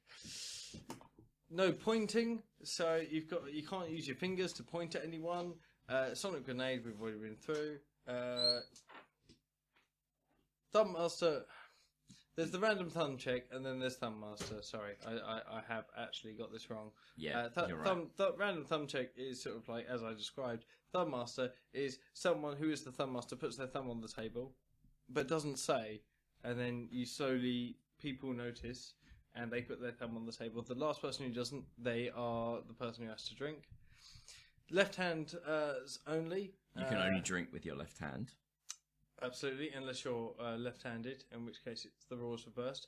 Pinky rule: always got to have your pinky out. Drink as the Queen does at tea. You got to be special. Yeah. Tap to finish, which is, I'm actually skipping one here. Tap to finish is rule 9. When you finish your drink, you got to tap it to your chest. Otherwise, you have to fill it up and take. You have to drink. do another entire drink. Oh, another entire drink. Okay. And the Holy Trinity, rule number 8 on our wall at the moment, is if you break 3 rules simultaneously without taking your foul, you have to down the entire drink.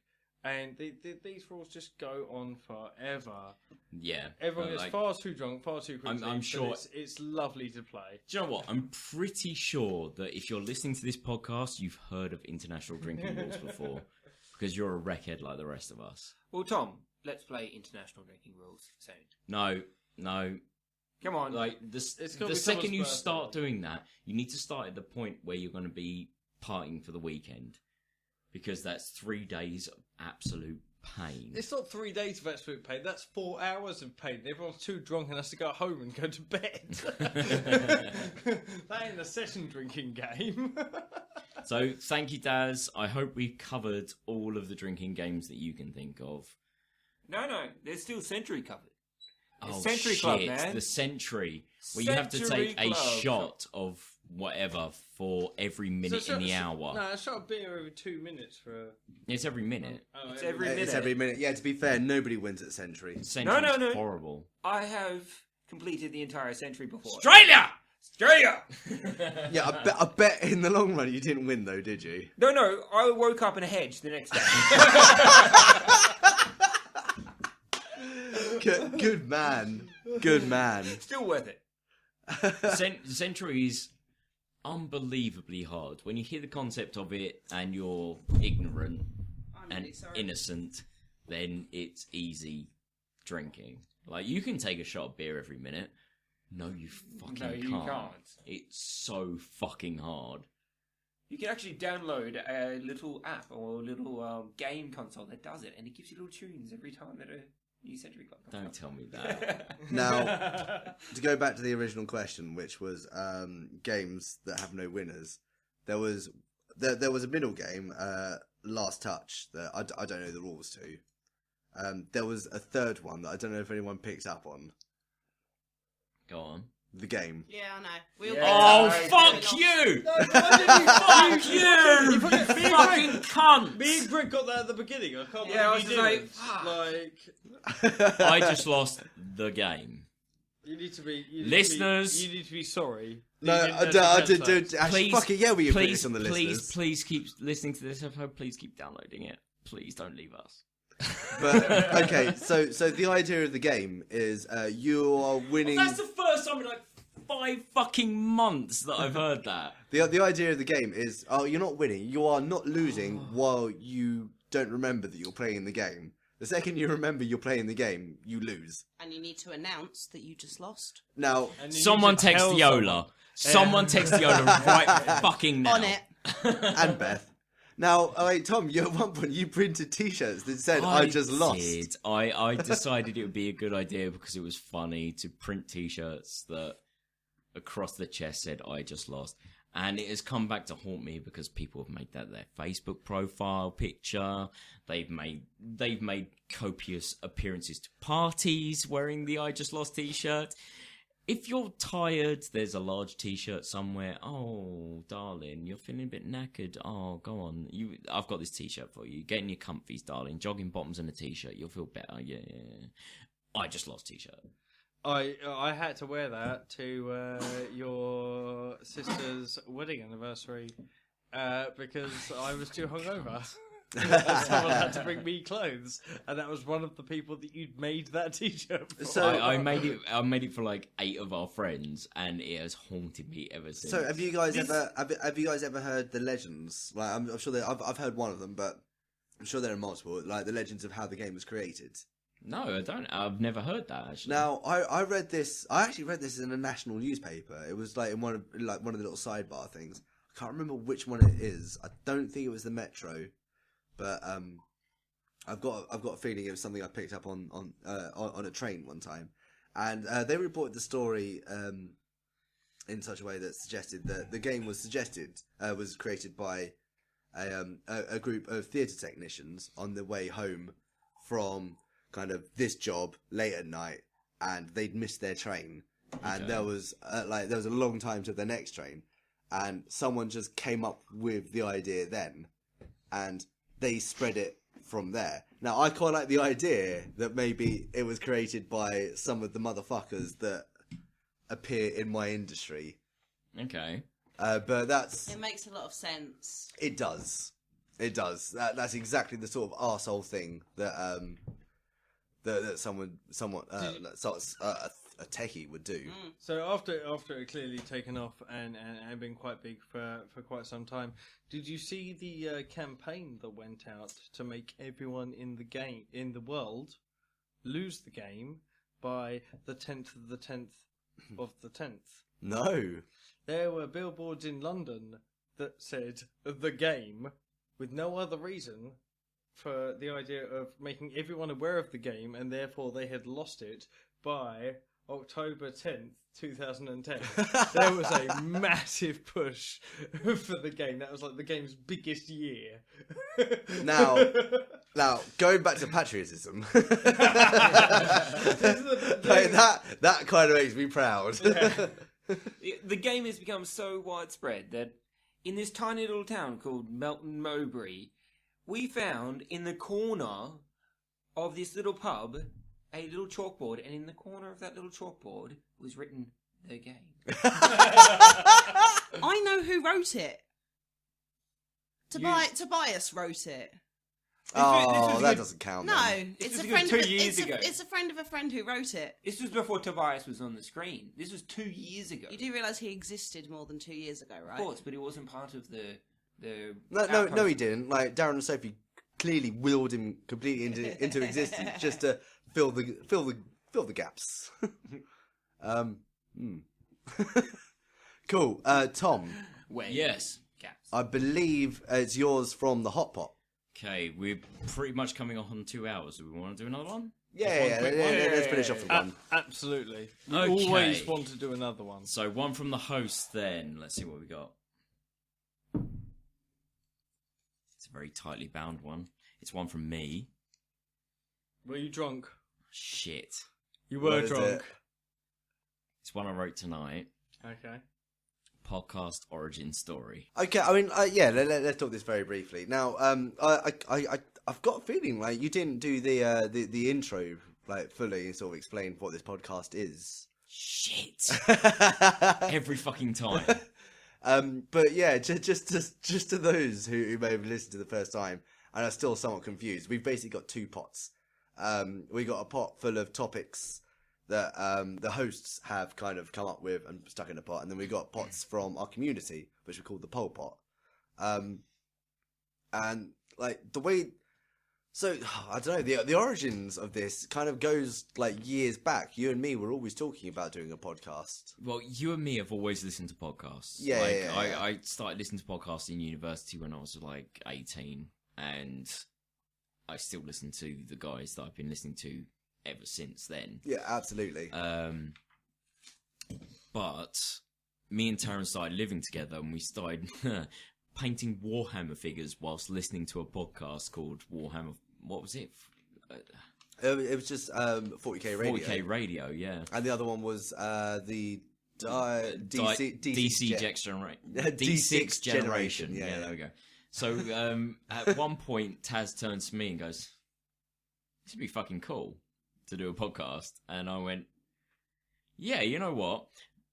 That would be a very good idea." And then it's just been sort of bubbling under the surface for ages, kind of. And I've always as like a moonshot idea. Exactly, and I've always been very interested in setting up my own website where it would be somewhat popular. Someone would like look at what we're doing. Yeah. I set up biffinsbridge.net, drunk gaming, drinking champagne inappropriately.com.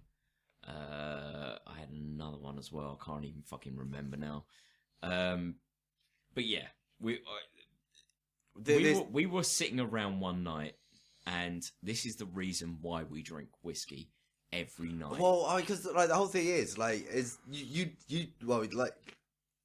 like you may have said before on the podcast, is you said to your mum, it's like, well, if you can get me anything for Christmas, and this was Christmas just gone, it's like, I'd like a mixing desk. Yeah, just like a little mixer. Like I've got a little mixer that will take a I thought few you gave channels. her your Amazon wish list. Yeah, exactly. So I actually, well done, Andy. Yeah, I set up a wish list on Amazon, which was basically gear you'd need to start a podcast with. Like I picked out the microphones, mic stands, pop shields, the mixer I'd need, like everything that I'd need to do a basic, bare bones, cheap podcast. I did that, and it was just before Christmas. Yeah. And my mum asked me, what do you want for Christmas? As always, I had nothing to give her. So I sent her the link to the wish list, and she picked the most expensive thing on the list and bought me a mixer, at which point I went, fuck. I've got to buy all the rest of the equipment, which wasn't cheap. And actually, well, yeah, well, we just finished another bottle of whiskey, so that was definitely worth it. I basically got the gilts, and this is the way I always do it. If I pay for something, I need to make amends. Yeah, and so you came over one night, and we started talking about it kind of more earnestly, because all of a sudden you've got the equipment. Oh yeah, I've got the shit to do it. And like we'd had discussions in the past about what we would do, and we had no fucking ideas. There was, I seem to remember at one point there was this idea we might pull off some sort of board gaming podcast, but we're not widely played enough to do that. There's so many podcasts that do it better than us, like Shut Up, Sit Down, or there's the Dice Tower. Yeah. Like, there's so many better podcasts for that kind of shit. You and me, we set, like, you came over and you brought with you a bottle of whiskey, and we just sort of sat around talking about the idea. Another one of mine and Taran's drunken nights together alone. And sort of, like, we came to the realization that, I mean, I'd already been thinking about it for a little while, ever since, like, I'd heard that you'd actually received this. Yeah. And, like, I had a couple of nascent ideas, and as we were talking, sort of doing, just sort of passing the whiskey between us, it sort of became clear that there was no one thing that our group, or any kind of configuration of our group, could get together and talk about reliably. We wanted to do this with our friends. Because we're not reliable. Well, no, it's not. It's not that at all. We are unreliable. We all have common interests, but there's so many, like... We all have common interests, but one person may not have that interest. Yeah, and there was like, we want something to involve everyone. Yes.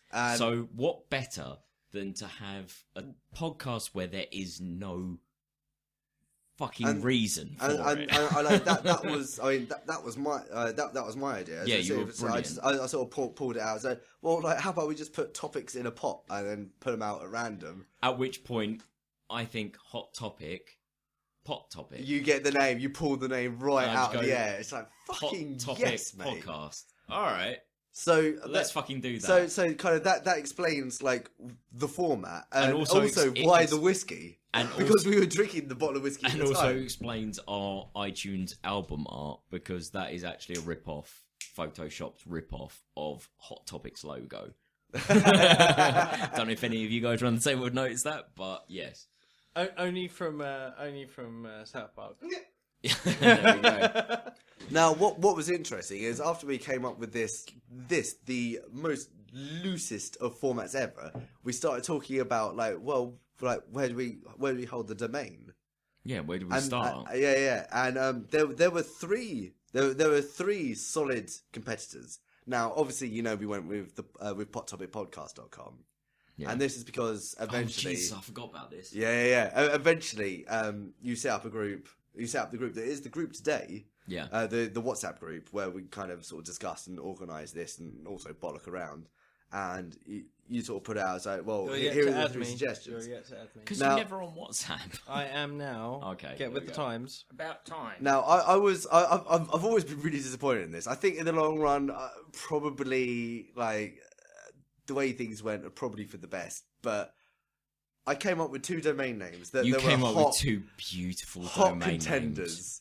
Gurus.guru. No, there were gurus.guru. Gurus.guru. And then dickhead.solutions. Dickhead.solutions. I would love to have a podcast called Dickhead Solutions. Yeah, absolutely. Which would have worked perfectly. However, it the came down the to vote went consensus, pot topic. We need to be a little bit more sensible with this rather than gurus.guru. Yeah. Or that's the thing. With the sudden expansion in domain names, the possibilities all of a sudden were fantastic. Yeah, .solutions for anything. Give it to us, knobheads. We're going to put dickhead in front of it. Yeah, absolutely. I just automatically imagine duct tape. That's pretty much the solution to any problem you got. So, exactly. Yeah, fair enough. Including that duct tape bra that we ended up doing on Taran. Great. Oh, yeah. Duct tape is like the Force. It's the light side, the dark side, and it holds the universe together. Yeah. My nerdiga! Props, major props.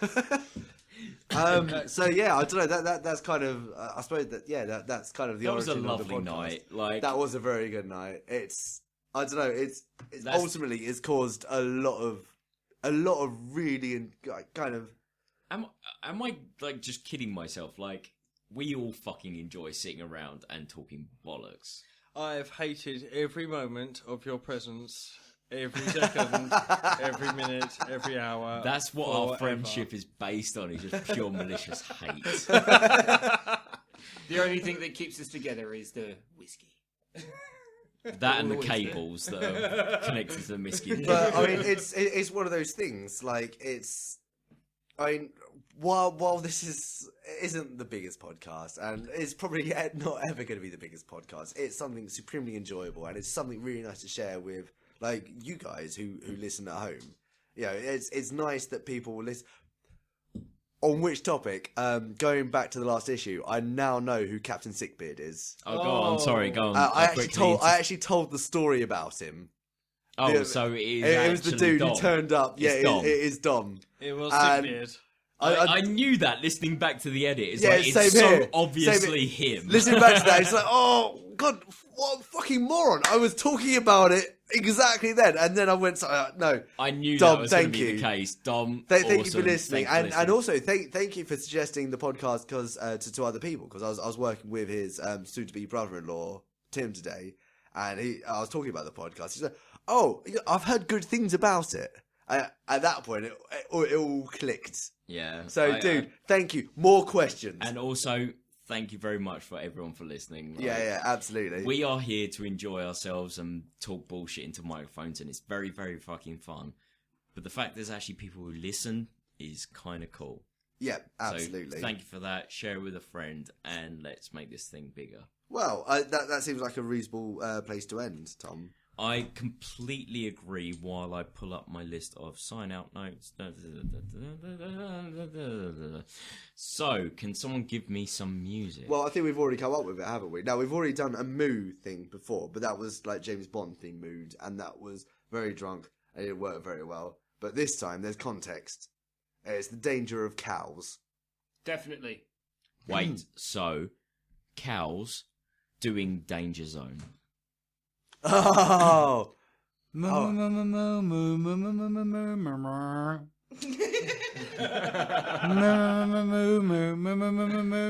So he's got the tenor. Does anyone want to fill in? I only know the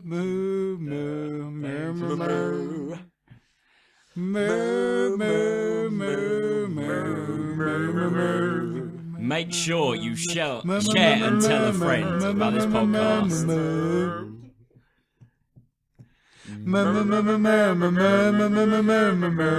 The website is at pottopicpodcast.com. Sign up to our newsletter and our Twitter feed at pottopicpodcast.com. Clipping the mics, bitch.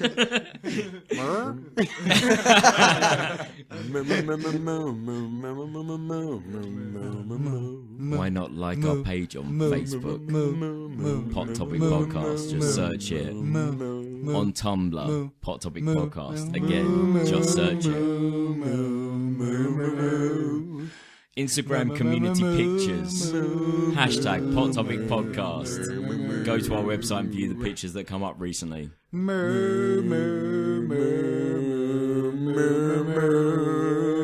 Rate and review us on iTunes. You know this shit's worth it. Stitcher, why not have a listen on Stitcher? If anyone out there actually uses the service, I have no fucking clue, but I'm posting up there anyway. Like, subscribe, and share on YouTube. Danger Zone! Thank you, everyone! Good fucking night!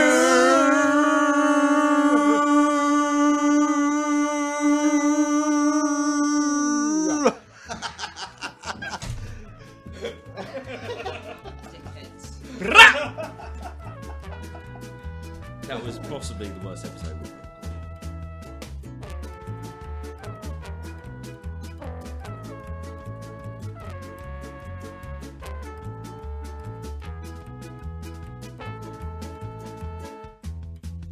Music used in this episode was Meatball Parade by Kevin MacLeod for Compotech.com. It's licensed under Creative Commons by Attribution 3.0. Please see the MP3 comment tag or show notes on pottopicpodcast.com for more information. Fizz back there. Yeah, no, that's just Fizz back. I've got the microphone. That's the industrial term. Yep. Greg's coming in my ears, and I kind of like it. There is a little bit of hissing, Fizz back. Yeah. but that's because I've got the microphones, the headphones turned all the way up because we're splitting them without powering them. So that won't come out in the... It won't be in the main mix. You were such a lost map. That'll be why I can't hear myself all that much in the earphones, because this one's double split. That means you need to get closer. No, it's actually... No matter how many connections you put into it, it'll be the same level in everyone's earphones. Oh. But isn't We've tested it. It's not powered, so the electricity goes the same distance over all the points. Sorry? So. Otherwise, I'm leaving him. You're trying to use Nothing wrong with that. Basically, I'm trying to blind you with big scientific words, Yeah, and it's not working. no. Metamorphosis. It's a basic rule of chloroplasty. Have you ever heard John- So, Just get your Chloroplasty. amoxicillin in. it's like alchemy, but for plants. I ate too quickly, and now I can't feel the roof of my mouth or my tongue. So if I end up talking again,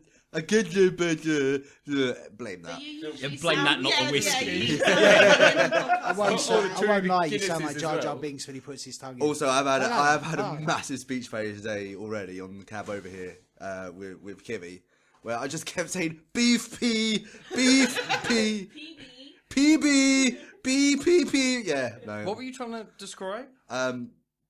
I was trying to say I can be motherly too. Close, mate. And it just came out. Beef peas! Beef. Peas. The shears. Yes, It's the Cool. shears. Are we good to go? Yeah, let's go, man.